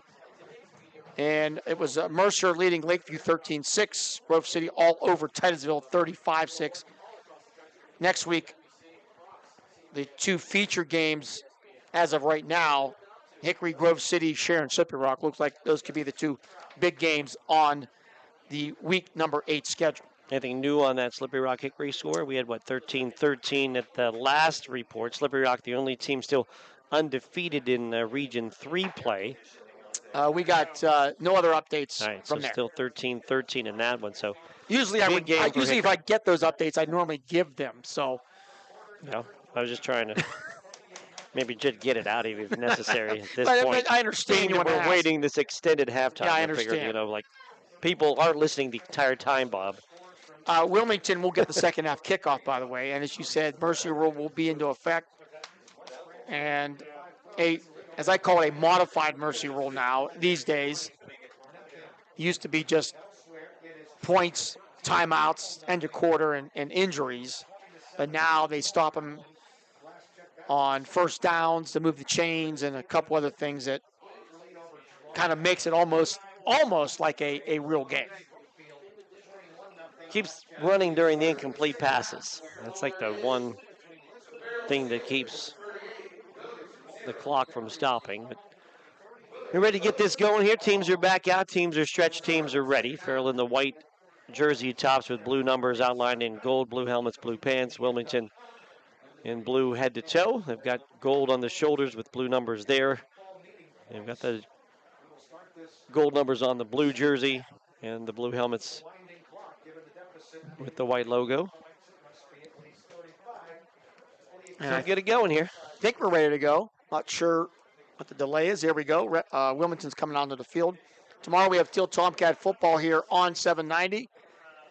Hugh Ringer, Don Achenbaugh will be down in Bethany, West Virginia. 4 o'clock airtime, 4:30 kickoff. Down yet up, because you have to go to Bethany down as far as south and then drive up the mountain to get to the football stadium and the university that sits up on top. I think I've been there once. It's memorable. I went there for it was an all-day basketball event, and I'll tell you that story in a minute. All right, Burris to kick it off and whistles. What now? Did they not blow the ball in play? Was the back judge not officially ready? I don't know.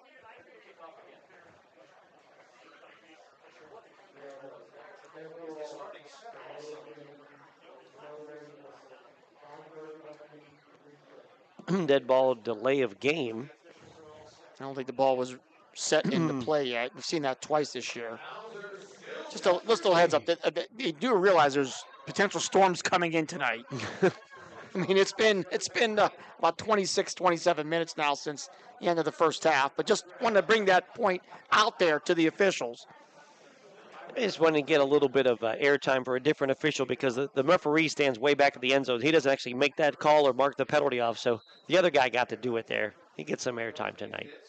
Burris stands back about 15 yards. He'll run up and kick it away for Farrell. Get into it. And Michelin will grab it at the 23. Head to the 30. 35. Still on his feet, and then lifted off his feet and dropped to the ground at about the 38-yard line. Farrell, by the way, continues their amazing first half streak this year. They have outscored their opponents now 184-0. Wow. Tuck McConaughey out at quarterback. We'll see DiCaprio, Mickelin, Edwards, and Miller in the backfield. McAllister at a split end spot. Crestina at a tight end. Penwell, Orcovey, Williamson, Horchler, and Serafino the offensive line. Out wide to the right side is McAllister. Split backs with DiCaprio and Edwards. Wing to the right side is Mickelin. Miller was injured in the first half, and now we've got whistles and a flag. We might have a offside against the Steelers.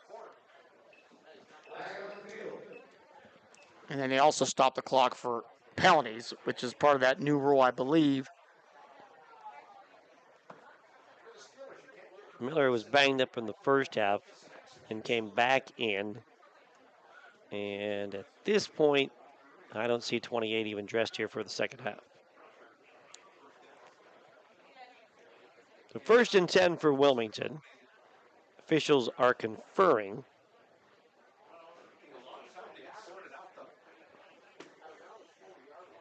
And still standing and have a conversation right at the 40-yard line. And there's still a long discussion here. And they're going to get these storms here. I guarantee it. They're going to drag it out. What is Bob Germano going to tell us? Well, that was a long time to call offside against Farrell, which the original sideline judge ran in on. Yeah, it was a long discussion over that. So 1st down and 5 for Wilmington. McAllister will come as a wide out to the near side. DiCaprio and Edwards split backs in the set behind McConaughey under center. Motion man Mickelin left to right. Flip Edwards right side, turns the corner. Tries to get it upfield and will approach the 45-yard line before being knocked out of bounds on the far side. Give credit for Edwards. Definitely not 100%. Only his second carry of the game, Mark. Yeah. He said injured most of the week. Got injured in practice on Monday, a non-contact injury, and up till yesterday morning was expected not to play. And then got cleared, but still, you could tell he's not the same running back that we saw a couple weeks ago. Yeah, and really hasn't had a lot of opportunities either. 2nd down, we'll call about 3 as Wilmington moves right to left from their own 45-yard line. Split backs in the set behind McConaughey. Motion man Mickelin grabs to the right, pitch to DiCaprio, right side, and DiCaprio with a yard or so over right end and drops short of the 1st down. It'll be 3rd down and short. Omar Stewart Jr. there, along with Keon Wade making the tackle. Shepard comes in, Norris comes in along that defense in front as pass rushers, replacing Williams and Holden. 3rd down, we'll call it 2. Mickelin, the wing on the near side. McAllister wide to the right. McConaughey with Edwards behind it. Actually, it's DiCaprio now behind him, and Edwards to the right, and whistles and flags flying towards the Greyhounds. And that'll be the dead ball false start against the Hounds, so 3rd and short. Now becomes 3rd and long. If you're wondering the last time Wilmington got mercy rolled at home, it was 2014. Wow. Sharpsville beat them 40-0. McAllister splits wide at the near side, and now 3rd down and 7. Farrell on top of this one, 38-0. McAllister wide left, pitch near side to DiCaprio, cut back 40, 45, gets near the marker and then shoved back, and we'll see where the side judges come in. It looks like he's going to get just enough with the ball at the 48-yard line. Forward progress on the tough run by DiCaprio. And the chains get set to move. And now what? Did they give him a first down and it wasn't a first down? We're going to have that again tonight, Mark, twice? The referee signaled first down. Now they will. Okay.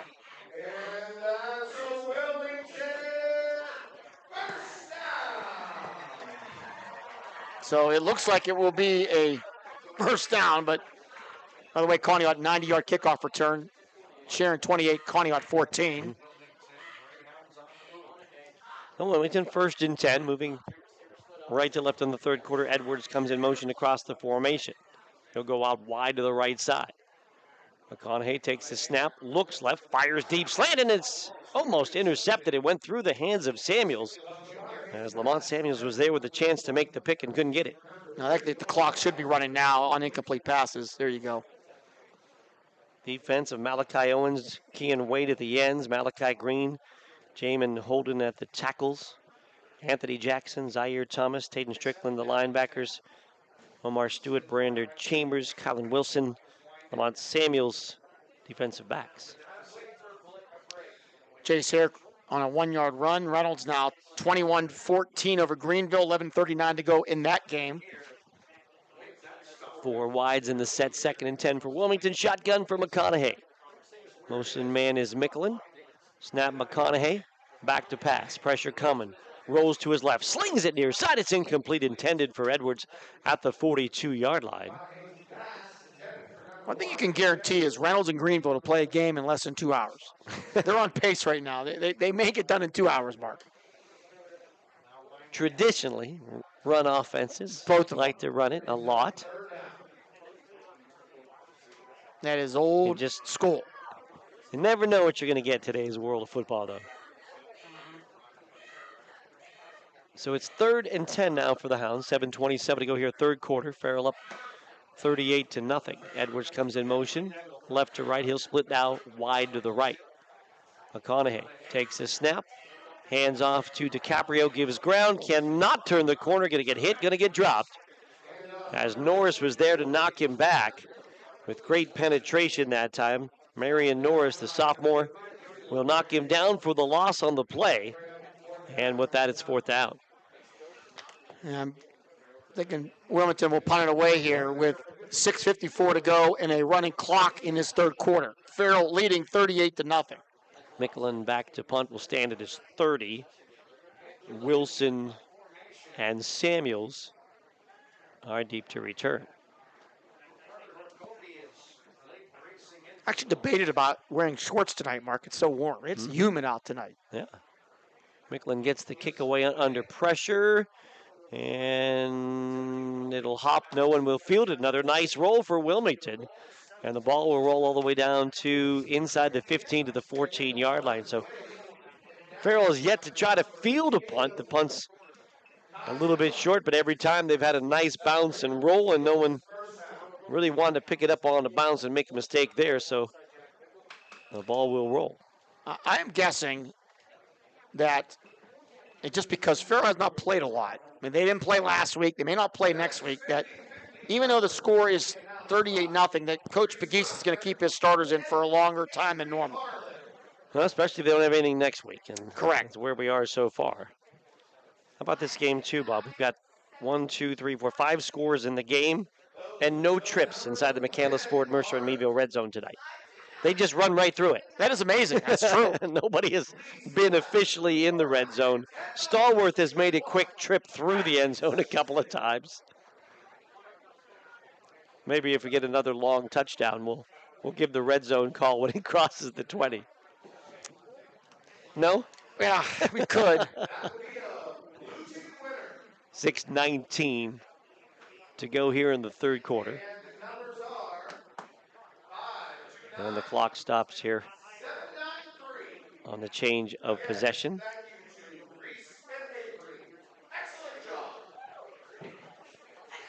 Farrell scored on a Stallworth 44-yard run, a 57-yard run, a 50-yard run, a 38-yard fumble return by Taden Strickland, and a 33-yard pass from Trean Holden to Dwight Allen in this one. to lead 38-0 and looking here for their first possession of the second half. And Trian Holden will be the quarterback. Anthony Stallworth the back in the set. And the hand will go to Stallworth, and Stallworth will push the pile up the middle, cross the 20, and pick up about 6 yards on the first down run. So we'll track Anthony Stallworth here, Mark. He needed 204 yards entering this game to reach 4,000 for his career. And I have him right now at 181. So he needs 23 yards more to get to that big-time mark. That is the high end of all-time Mercer County backs to be over 4,000 yards. Stewart Jr. and Wilson to the near side. Pistol set as Holden pitches to Stallworth, who hands on a reverse to Wilson. He's off to the races, 30, 35, 40, 45, 50. He's going to go 30, 20, 10, 5, and a sprint to the end zone for Kylon Wilson. That's going to be a 79-yard run for Kylon Wilson on the little double reverse, and it is now 44-0. Little hand to Stallworth, who took about a step to his right and then pitched it to Wilson coming behind the formation. Officially 79. He ran farther because he got the ball about the 15-yard line and runs it nearly untouched, showing great speed around the 50-yard line and just jetting to the end zone. And the Wilson touchdown run, and Farrell leads it by a score of 44-0. Yeah, Kylon showing his speed there. He was a medalist at last year's District 10 track meet, 100 meters. I'm guessing he's going to be another medalist this year. It's Keller out wide left. Holden in the set as the quarterback takes the snap, and he'll run it up the middle himself. And is he in? He is. And he's in for the two-point conversion. So the run by the quarterback, Trian Holden, for a two-point conversion. And it is Farrell 46, Wilmington 0. We're back with more in a moment. News Talk 790 and lcsports.net. Whether you need an annual flu shot or series. Trib Live High School Sports Network is the official video and audio streaming partner of the WPIAL. We broadcast over 2,000 sporting events each year and cover 17 sports in over 170 schools. At HSSN, you'll find the latest in high school sports news, live and archive broadcasts, scores, standings, and much more. Trib Live High School Sports Network, your high school sports leader. All season, every season. Joseph's Marketplace is Newcastle's favorite family-owned hometown grocery store and coffee shop. Fresh meats and produce, full-line deli, homemade foods, and much more. Joseph's Marketplace has hot foods prepared every day. They also have Newcastle favorites like grape leaves, hummus, and wedding soup available daily. Follow Joseph's Marketplace on Facebook and Instagram for daily updates, or stop in to see what's cooking each day. Come hang out at the brand new cafe and bakery, full of great coffee, drinks, sandwiches, snacks, sweets, and free Wi-Fi. In a rush? Go to josephsnc.com and place your cafe order online. Joseph's Marketplace, family owned and operated since 1915. By Wilson, 46-0. Farrell on top of Wilmington, and Ja'Kai Burris has been busy. We'll kick off again. And Burris will boot it right side, and it'll be picked up near the sideline, and then McAllister will grab it and step out of bounds. Now, I don't know which stat is more impressive here for Farrell this year, Mark. I'll let you decide. They've outscored their opponents 184-0 at halftime. Or this stat. This is game number 5. Farrell has yet to punt in one game this year. They have not punted in any games. Wow. Those are both pretty impressive. Not punting for an entire season, though. I think I'm going to say that was more shocking to me at this point. I would agree. McConaughey will be the quarterback, and will hand to Edwards. Edwards cuts up the middle, and Edwards from the 15 out to about the 18-yard line on the run, about 5 on the run for Edwards. Hickory and Slippery Rock still 13 all. Both teams exchange punts in the third quarter. 6:29 to go in the third. That game, by the way, on our sister station, Sports Radio 96.7. McConaughey has Edwards on that right side. Mickelin on the left. DiCaprio, the fullback. Motion Mickelin. They'll give it to him on a pitch, and he'll spin and hit hard, I should say, at the 19-yard line. Maybe a yard for Mickelin. That was Alan Michael Jackson. Wow. With the big hit there. Tyler Mickelin, the sophomore back, 5'9", 190, taking a shot there. It'll be third down, about 4 here for Wilmington. Clock down to 4:06 to go in the third. McConaughey in the wing tee set. Motion Mickelin. Hand to Edwards. Edwards cut back at the 20. Dives out near the 25. And that should move the chains for a first down on the run by Luke Edwards.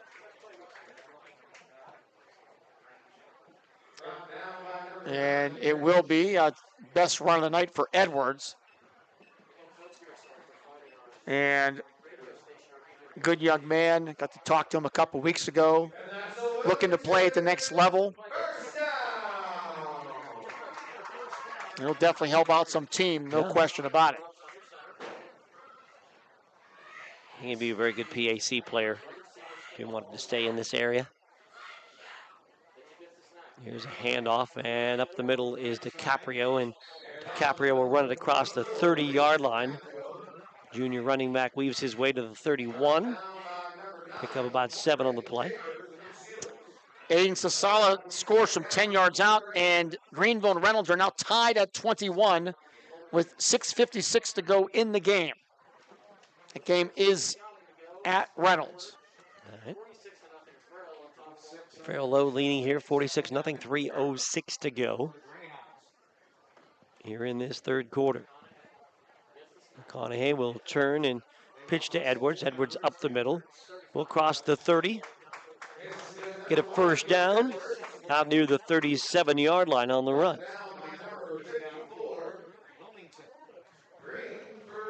So the chains will move. They'll stop for a second, and then once the ball's set, they will restart the clock.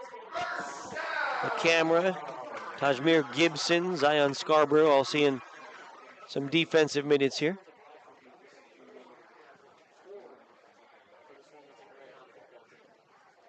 And it's 1st and 10 for the Hounds. 37-yard line, their own. Wing tee set with split backs. And on the handoff, the ball drops free. It's still loose. At around the 35-yard line, Farrell says they have it. And the official says no.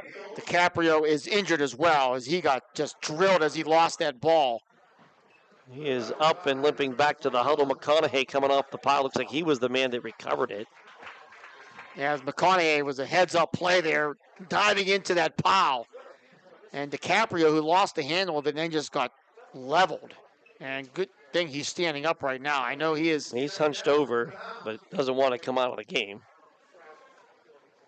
It'll be 2nd down and 11 for Wilmington. 2 backs in the set. Mickelin wing left side. And McConaughey pitches it to Edwards. Cut back 35, 40, and run out of bounds. And into the water bottle near side, and the flag comes. It may have been hit out of bounds. And get some extra yardage here for the Hounds. Just a little extra shove that was unnecessary that pushed Edwards into the water cooler over there. And that will get you a flag pretty much any night of the week. Conneaut has scored again. It's now 34-21 Sharon. That's at Tiger Stadium. Brightly lit. You didn't get to see that last week. I did not. How was it? Brightly lit. It looked great. I think Did you need sunglasses? It's don't need sunglasses because it's not shining in your eyes from where we were. It's like being at the press box. Do not look at the sun. If I'm down on the field, that might be different. if you looked right into it, if you look into these light standards, they're going to give you a headache too. So, but actually, it was really nice. You couldn't even tell, like as you start obviously at this point in time of year, it's light when we start the game. You couldn't tell when it became evening. It was just that nice, even light, like it was a day game. It was nice. Very nice. So the penalty moves it down to the 40-yard line of Farrell. Here's Edwards right up the middle, makes a man miss, and driving down near the 30-yard line. Wait, I see a flag come out, then it didn't come out. Thought about it, huh? I saw the flag come out, and he picked up. It was ready right over his shoulder, then he put it back in his pocket. I think he was just adjusting the flag, yes. That is something you don't see every day. Is that a first down? And it is now. Chains have not moved yet. 1:29 to go in this third quarter. Wilmington's best drive of the day is down to the 30-yard line.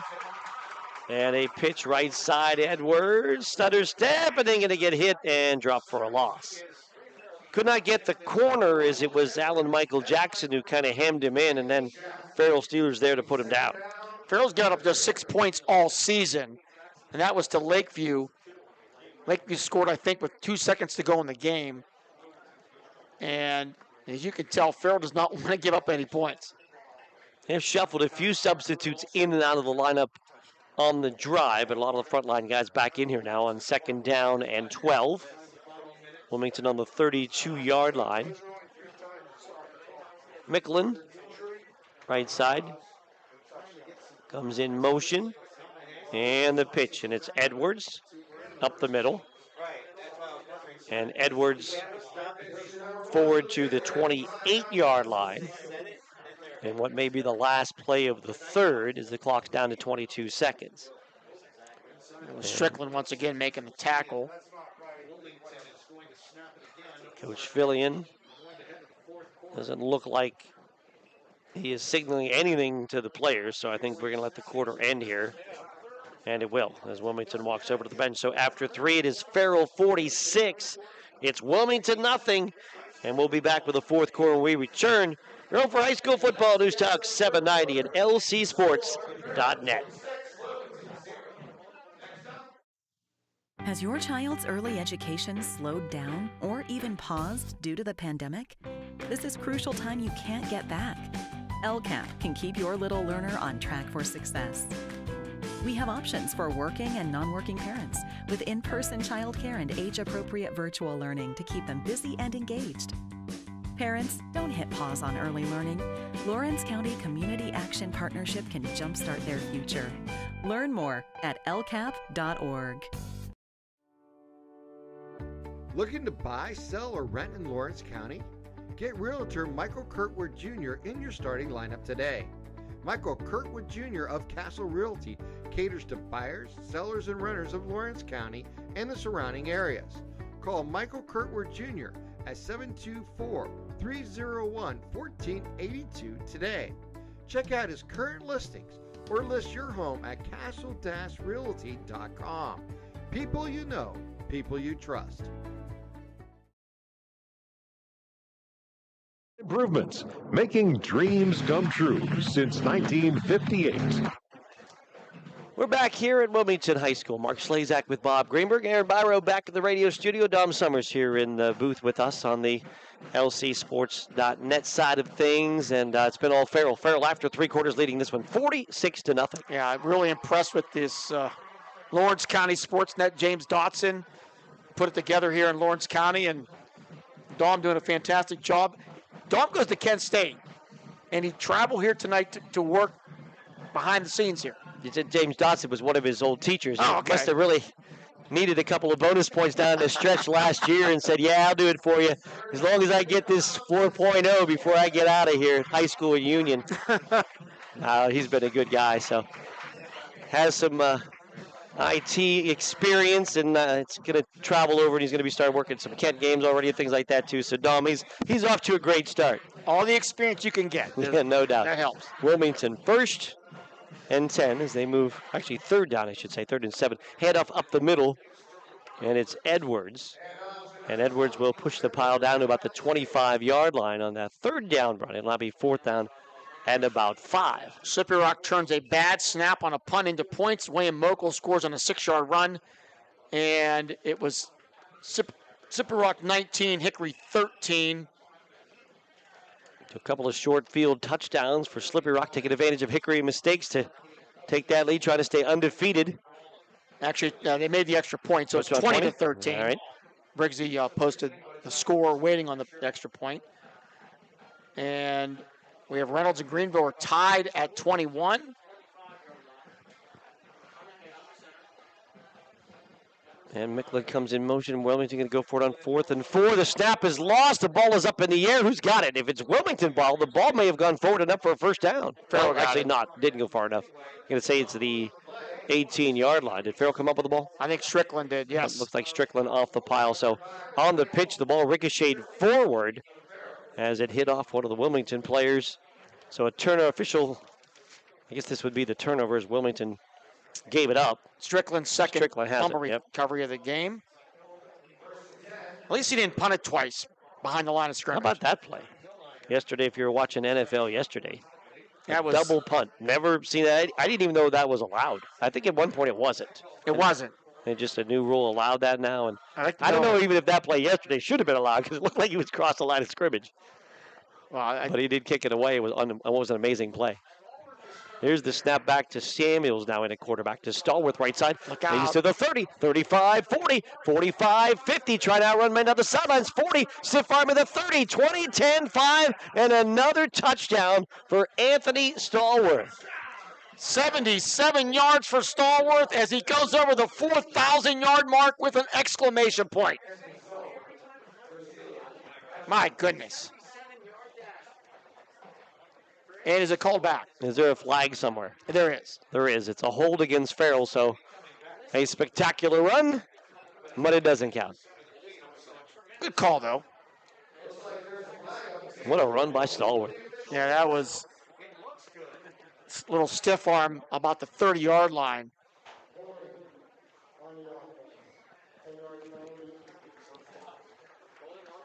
So it'll be first and let's see where they spot the ball here. It was downfield a little bit. So he will get, he's still got 11 yards on that run because it'll be first and 9. We've not seen a lot of penalties tonight. The big one there against Farrell takes a touchdown off the board. Samuel still at quarterback, takes the snap, hands to Stallworth. We'll just watch it again here right side, but not nearly the hole this time as Wilmington will bottle him up at the 25-yard line and push it back. On what was first down and 8. We would have thought after that 77-yard run that coach would give him a breather, but gave it right back to him. Now he's going to walk off. They give him a chance to run it one more time. And now they'll take out Stallworth. And I have him at 192 yards here tonight. Chambers is now the back to the left of Samuels. In his shotgun set on second down and long. And a handoff inside. Samuels puts his shoulder down as he crosses the 25, and then gang tackled there as a host of hounds will knock him back. Forward progress to the 36-yard line for Chambers. Chambers' first attempt of the game. As the clock is down to nearing 9 minutes to go here in this game. I want to remind you we have lock, stock, and barrel play of the game. Flag's coming in. And the flag came from the back judge who was standing just amongst Wilmington players. Yeah, one of the Wilmington players not happy about something. It had to be something that was said. Yeah, this was a frustrating night, no question, for Wilmington.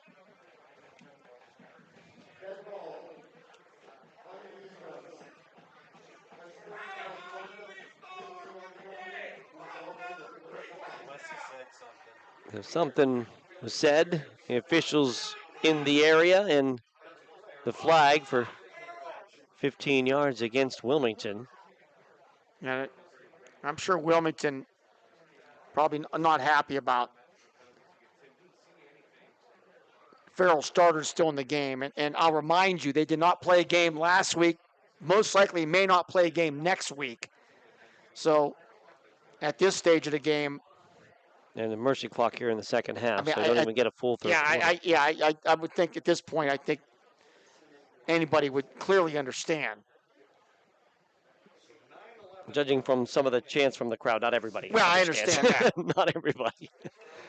So mark the 15-yard penalty with 9:11 to go. Greenville's at the Reynolds 21 with 1:16 to go. Game is tied at 21. Penalty moves the ball to the 41-yard line. Farrell moving right to left. With Samuels at quarterback. And a handoff, Stallworth right side, 40, 50, 40, 30, stiff arm, 20, and knocked down inside the 20-yard line. And that'll be a nice pickup there as Farrell has entered the McCandless, Ford, Mercer, and Meadville red zone. That'll be a pickup of 40 from the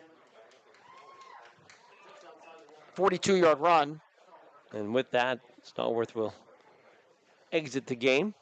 And he is now over 4,000 yards for his career.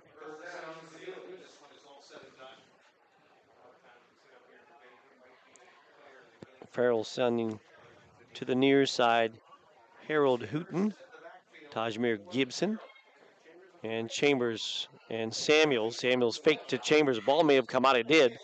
Samuels is... Wilmington comes out of the pile with the ball. Do they have it? And there's another flag as well, which could negate all the play itself.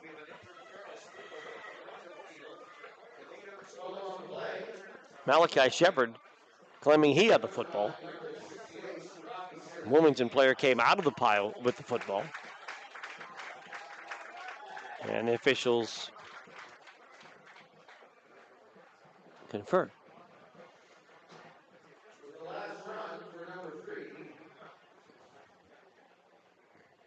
Stallworth as the 18th running back in Mercer County history with 4,000 yards.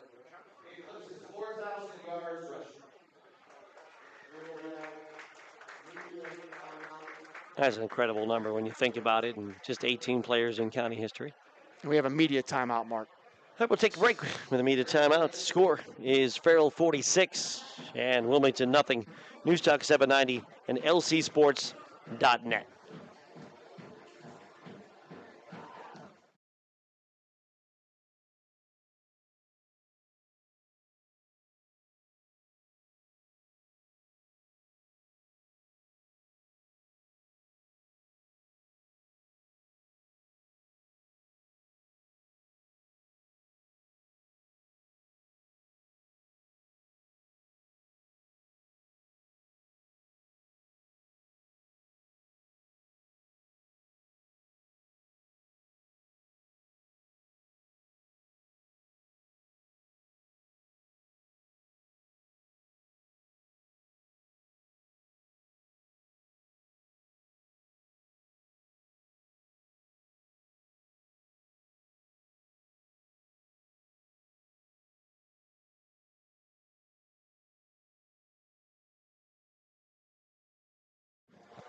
Ann Pegues having a long discussion with one of the officials.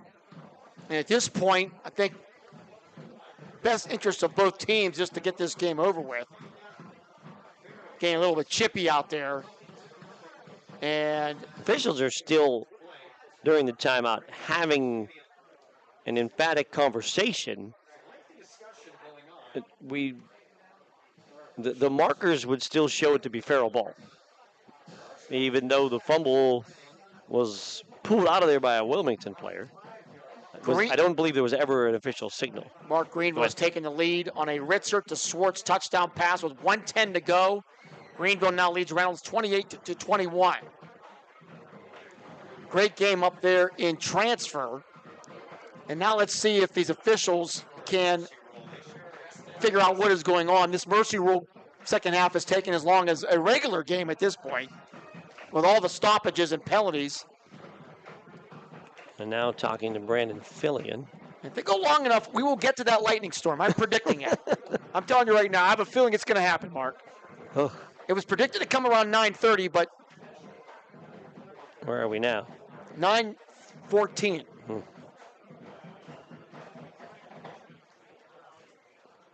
Officials now come to the near side to talk to Brandon Fillion. And I see some of the games south of us in Pittsburgh are delayed. Officials will speak.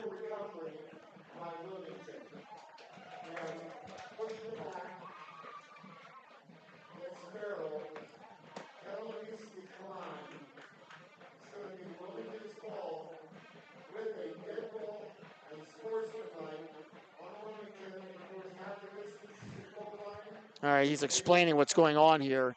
Wilmington recovered the fumble. There was a illegal push in the back against Farrell, which was declined.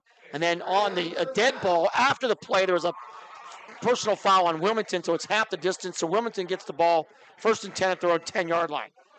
All right. So Farrell officially turns it over there.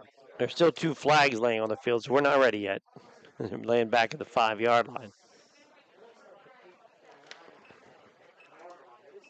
So Wilmington will get the ball back at their own 10 with 8:02 to go in this game.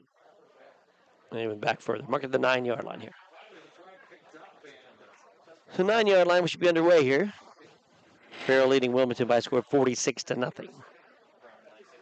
Yeah, we got maybe about 35 or 40 minutes here before it's going to hit us. So I think it's going to get you during the post-game interview out on the field. And I'm going to be upset if I get caught on the field because of all these delays. I'm putting the blame on everybody. Everybody. Officials, players, everybody. You can blame me Even too. the halftime show. I'll blame the band as well. I'll get everybody upset. We're still not going either. No, I know we're still waiting. Officials giving flags back. Bob's waving the clock. Let's get this going. And they're still talking, the official. Still talking. I think we may be ready to start the clock. The official does wind it. Here we go. Back to action. Wilmington football. 1st and 10 at their own 9-yard line. McConaughey, Edwards, McAllister. Out there, Franco. The slot to the right side. Crastina tight at left end. Snap to McConaughey. Hand to Edwards, and nowhere to go. As Strickland comes flying in to knock him back at the 8-yard line for a loss of a yard.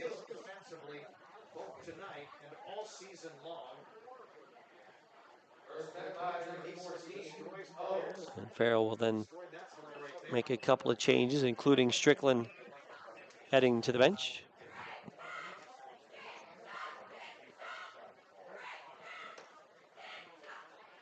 Second down and 11. McConaughey under center. Pitch near side. Edwards trying to turn the corner, nowhere to go. Nice play on the end by Tajmir Gibson. And another flag. To work his way quickly up the field. No, never mind. That was not a flag. Looked like a flag. You are so worked up right now, you're seeing flags that aren't even there. 6:34 to go. 3rd down, a couple of more yards lost there. Now 3rd and 14. And McConaughey set to call the Steelers here back at the 5-yard line. Milliron in the backfield. Handoff to Edwards. And Edwards out to about the 7. That'll be 4th down. Another turnover for Hickory. Pelosi with a strip fumble. So it's Slippery Rock 20, Hickory 13, end of the 3rd quarter. But Slippery Rock with the ball back. With the ball back, 10:59 to go. Actually, Hickory has the ball back now. Okay. That was an old tweet. All right. So 4th down now, clock under 6 minutes to go here in this game. Wilmington looks like they're going to punt it. Mickelin set to kick to Wilson and Samuels, who stand near midfield. Mickelin in his end zone. Pressure comes, a short kick away. It's high. It will bounce. It'll be grabbed by Samuels at the 30. And they'll run into about the 25-yard line. And a flag flies at the end of the play. Mercer scored again on a 5-yard touchdown pass to Logan Turton, 20-7. Mercer over Lakeview, and Greenville looks like they have won that game, Mark. And a pick six. 35-21, Greenville wins. Take a timeout here, Bob, with the media timeout. 5:18 to go in this one. We'll take a break. 46-0 with Wilmington trailing Farrell. Back in a moment on News Talk 790 and lcsports.net. Wherever you're going, Axe can get you there. The bowling alley, beauty salon, and even the library. Axe can get you there safely. The grocery store, the pharmacy, and the bank. Axe can get you there comfortably. Going to work, visiting a friend, or just to relax at the park. Axe can get you there affordably. Axe is here to get you there safely, comfortably, and affordably. Choose Axe as your driving service and give us a call to schedule a ride. The Mohawk Education Association is proud to support Warrior Athletics on the Lawrence County SportsNet and wish good luck to all Mohawk students participating in extracurricular activities this season. Go Warriors!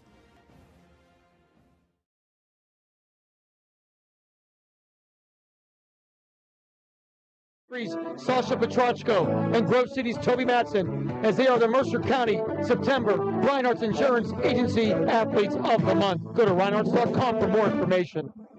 The fourth quarter is brought to you by Shell Restoration, the area's #1 roofing, siding, windows, and gutter installer. We're back here at Wilmington's Greyhounds Stadium. Mark Slazak along with Bob Greenberg. We are in the fourth quarter, 5:18 to go. Out of immediate timeout, it's a 46-0 lead for Farrell. It's been the longest second half of all time. There was in a Mercy room.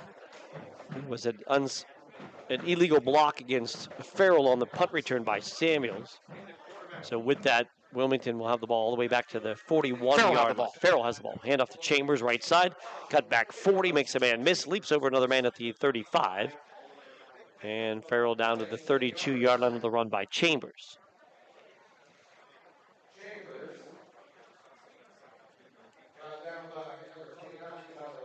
So it'll be 2nd and 1 now for Farrell. And talking to Amp-Geese before the game, they have a couple feelers out there to pick up a game next week. But as of now, nothing in stone. 4 wides in the set. Samuels keeper up the middle. And looks like he's a little bit short of the first down on the run up the middle. Be third down to about a yard. And that would be extremely tough for Farrell if they lose another game. Mm-hmm. And we say lose a game, just mean it's lost on the schedule because they're an undefeated team about to go 5-0. Third down and a yard here. Samuels watching the play clock as it's just at 18, so they'll milk off as much as they can. Game clock down to 3:56.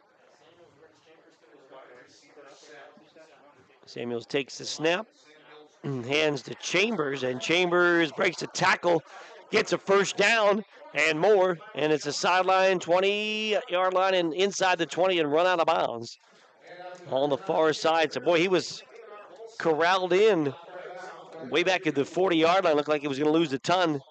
And set up 4th and long. He breaks free and runs it into the McCandless Ford Mercer Meadville red zone. Wilmington, by the way, they play Kennedy next week.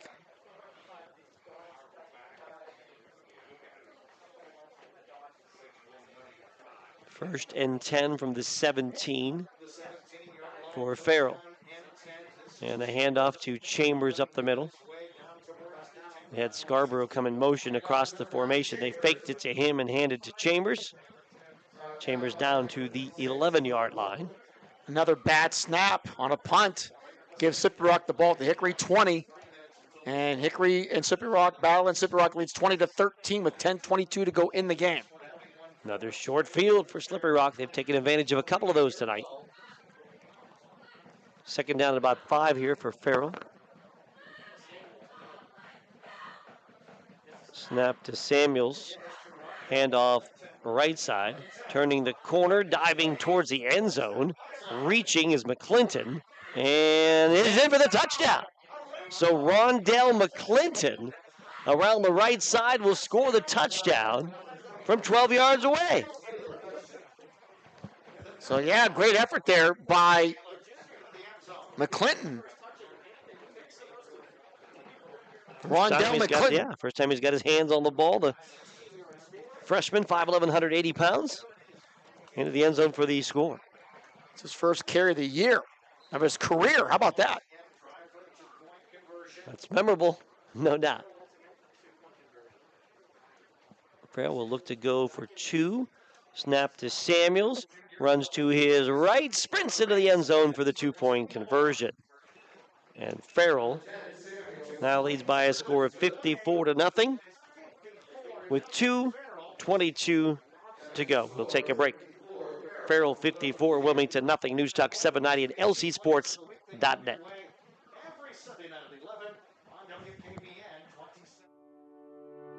Looking to buy, sell, or rent in Lawrence County?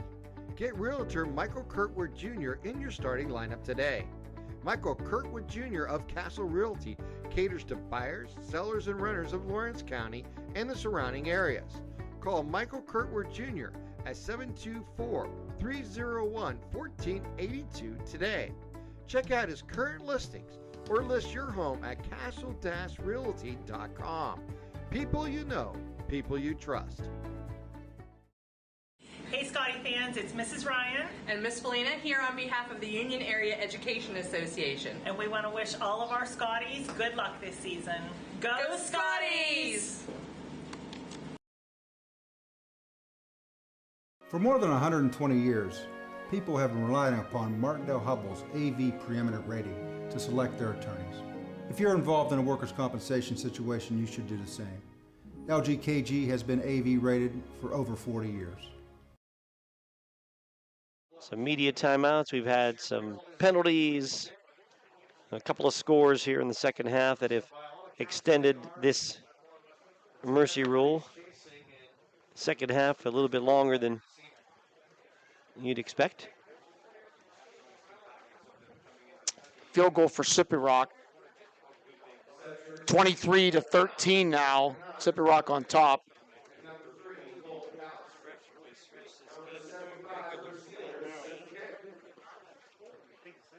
Now Burris set to kick it off. McAllister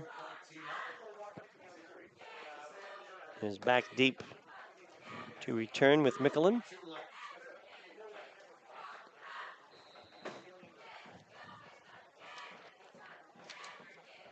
And Burris takes his run up. And it'll hop and be grabbed and returned by Mickelin across the 30 to the 33.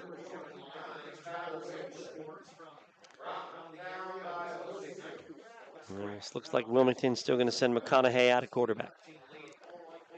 So with 2:04 to go in, and the clock is running now, Wilmington won't get too many chances here to try to score.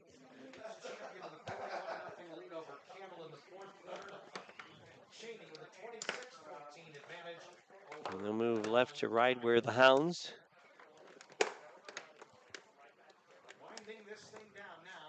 With Edwards in the backfield along with Milliron. McConaughey the quarterback. McAllister wide left. Pitch to Edwards near side. 30, 35, 40, and pulled down as he crosses the 45. First down run. With a minute 21 to go, clock will stop for a moment to set the chains.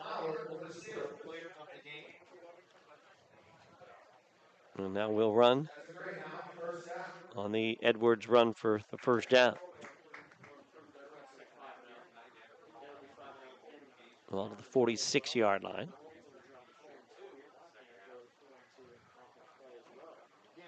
McConaughey will get under center here. With a wing to the left side. Motion man is Mickelin. And a pitch to Edwards. Edwards cut back 45, 50, and run out of bounds in Farrell territory. Edwards now 62 yards on 15 carries. Clock down to 34 seconds. And the Farrell Steelers going to keep their incredible 21 season rolling here and avenging, at least a little bit in their mind, one of the 3 losses from last year to Wilmington. Clock down to 13, and I think that's Wilmington not going to run another play. So the final seconds ticking off, the final score in this one. Farrell 54 and Wilmington nothing. Take a break. Bob will head down to the field. We'll have post-game awards, interviews as well. And we'll take a break in this one. The final, Farrell 54, Wilmington nothing. This is News Talk 790 and lcsports.net. Are we still on there or done on there? Check, check, check. Are you done? Check, check, check, check, check. 3 is Stalwart, yep. Check, check, check, check, check. So it's just still on? Just on the field? All right.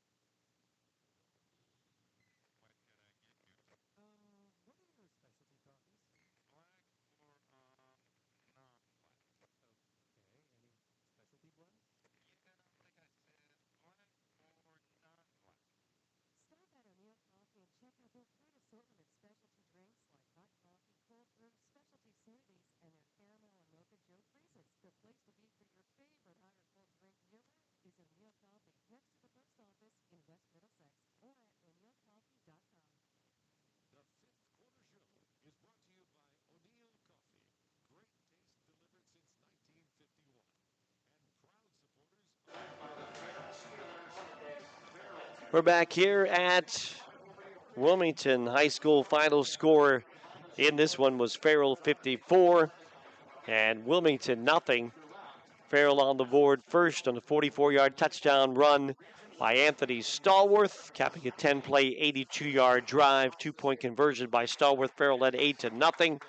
Farrell scores on the second possession on a 57-yard run by Stallworth. Again, Stallworth also with the extra point to make it 16-0 after the first quarter of play. Second quarter with a 50-yard run by Stallworth. His 3rd touchdown of the game, his 52nd of his career. 6 plays, 77 yards on that one.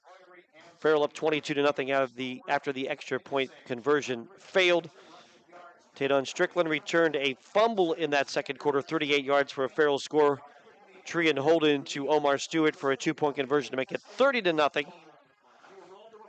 And then a 33-yard pass from Trian Holden to Dwight Allen caps the first half scoring with a stalwart run. 38-0 was the Farrell lead, and let's go down to Bob Greenberg. You see what type of kid he is. He puts in the work, strong, fast. The funny thing about him, he never asked for the ball. He just never like, Coach, give me the ball, do this and that. He might have did one time the Maplewood game in 2019 when he was a sophomore, but he's just one of those kids that's very special. He puts in a lot of hard work in the off season. He's getting it done in the classroom, taught back in the state, you know what I mean? Just very impressive. Coach, talk about the game itself. Obviously, Wilmington, Farrell last year 3 times. They ended your season. Yes. You didn't play last week. Just the emotions that coming out to play here tonight. Oh, my gosh. You know what I mean? Like, we talked about this for a year. You know what I mean? Last October, they ended our season, and that's all we talked about for a year, try to get here, get over this one game. Like I keep saying, it's early in the year. You know what I mean? We'll definitely see them again. I'm pretty sure of it. You know what I mean? But just be excited to be out here playing football, and the guys over there swinging happy birthday to my wife over there. But it's just exciting to be out here playing football ball. Lisa Pegues, yep. Your defense obviously came out to play tonight as well, and Ty on, who didn't play last year in the District 10 championship game, had a big game as well. Yes, we told Tatum, he was like, oh, you didn't play in the game last year, you know what I mean? Legal hit kicked him out of the game, but you can see what type of player he is. 2-time All-State linebacker, best linebacker in the business. He will put a hit on you, and he's our thrasher, you know what I mean? He's our guy that's going to come in and bruise and give us big hits and big plays, and he's the fullback for Stalwart. So a lot of those yards, he was the guy in there doing it. So, you know what I mean, very special player.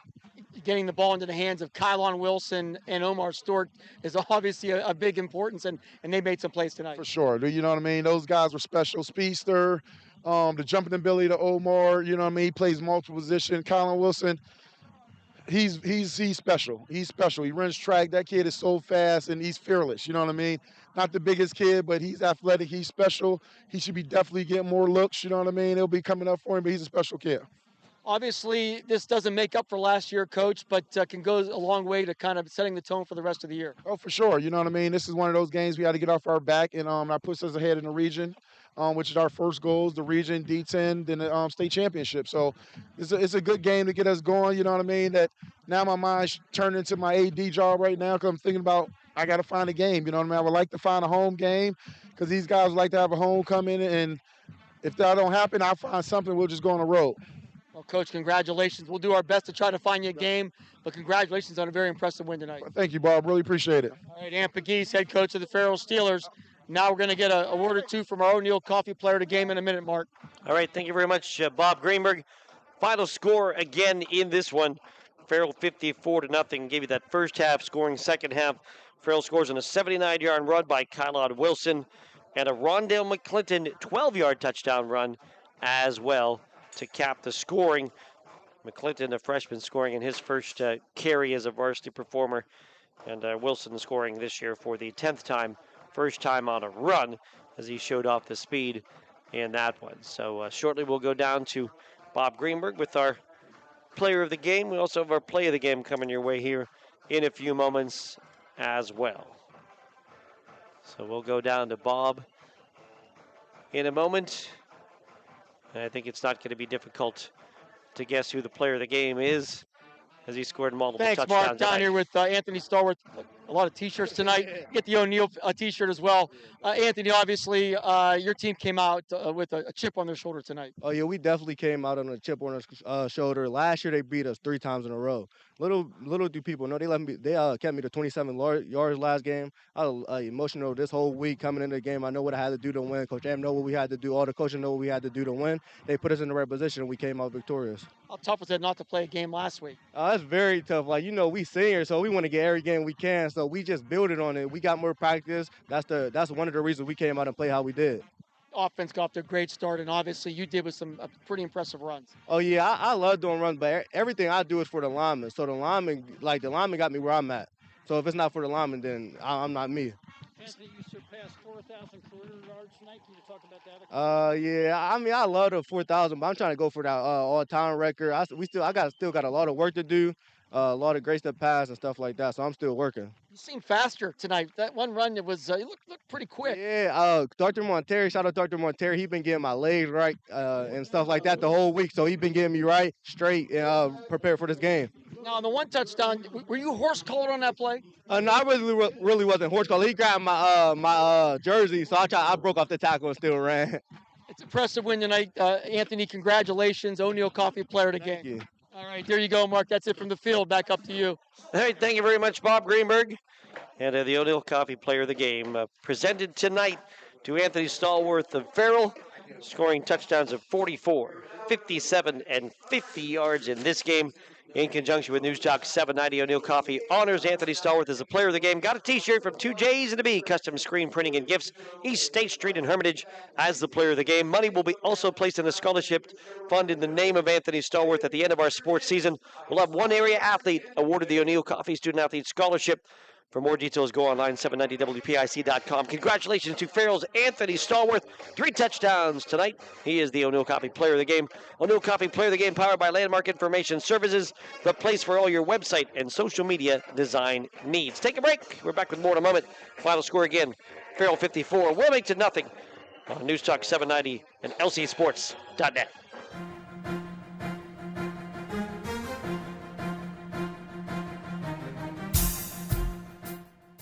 This is the Lawrence County SportsNet, powered by LCAT.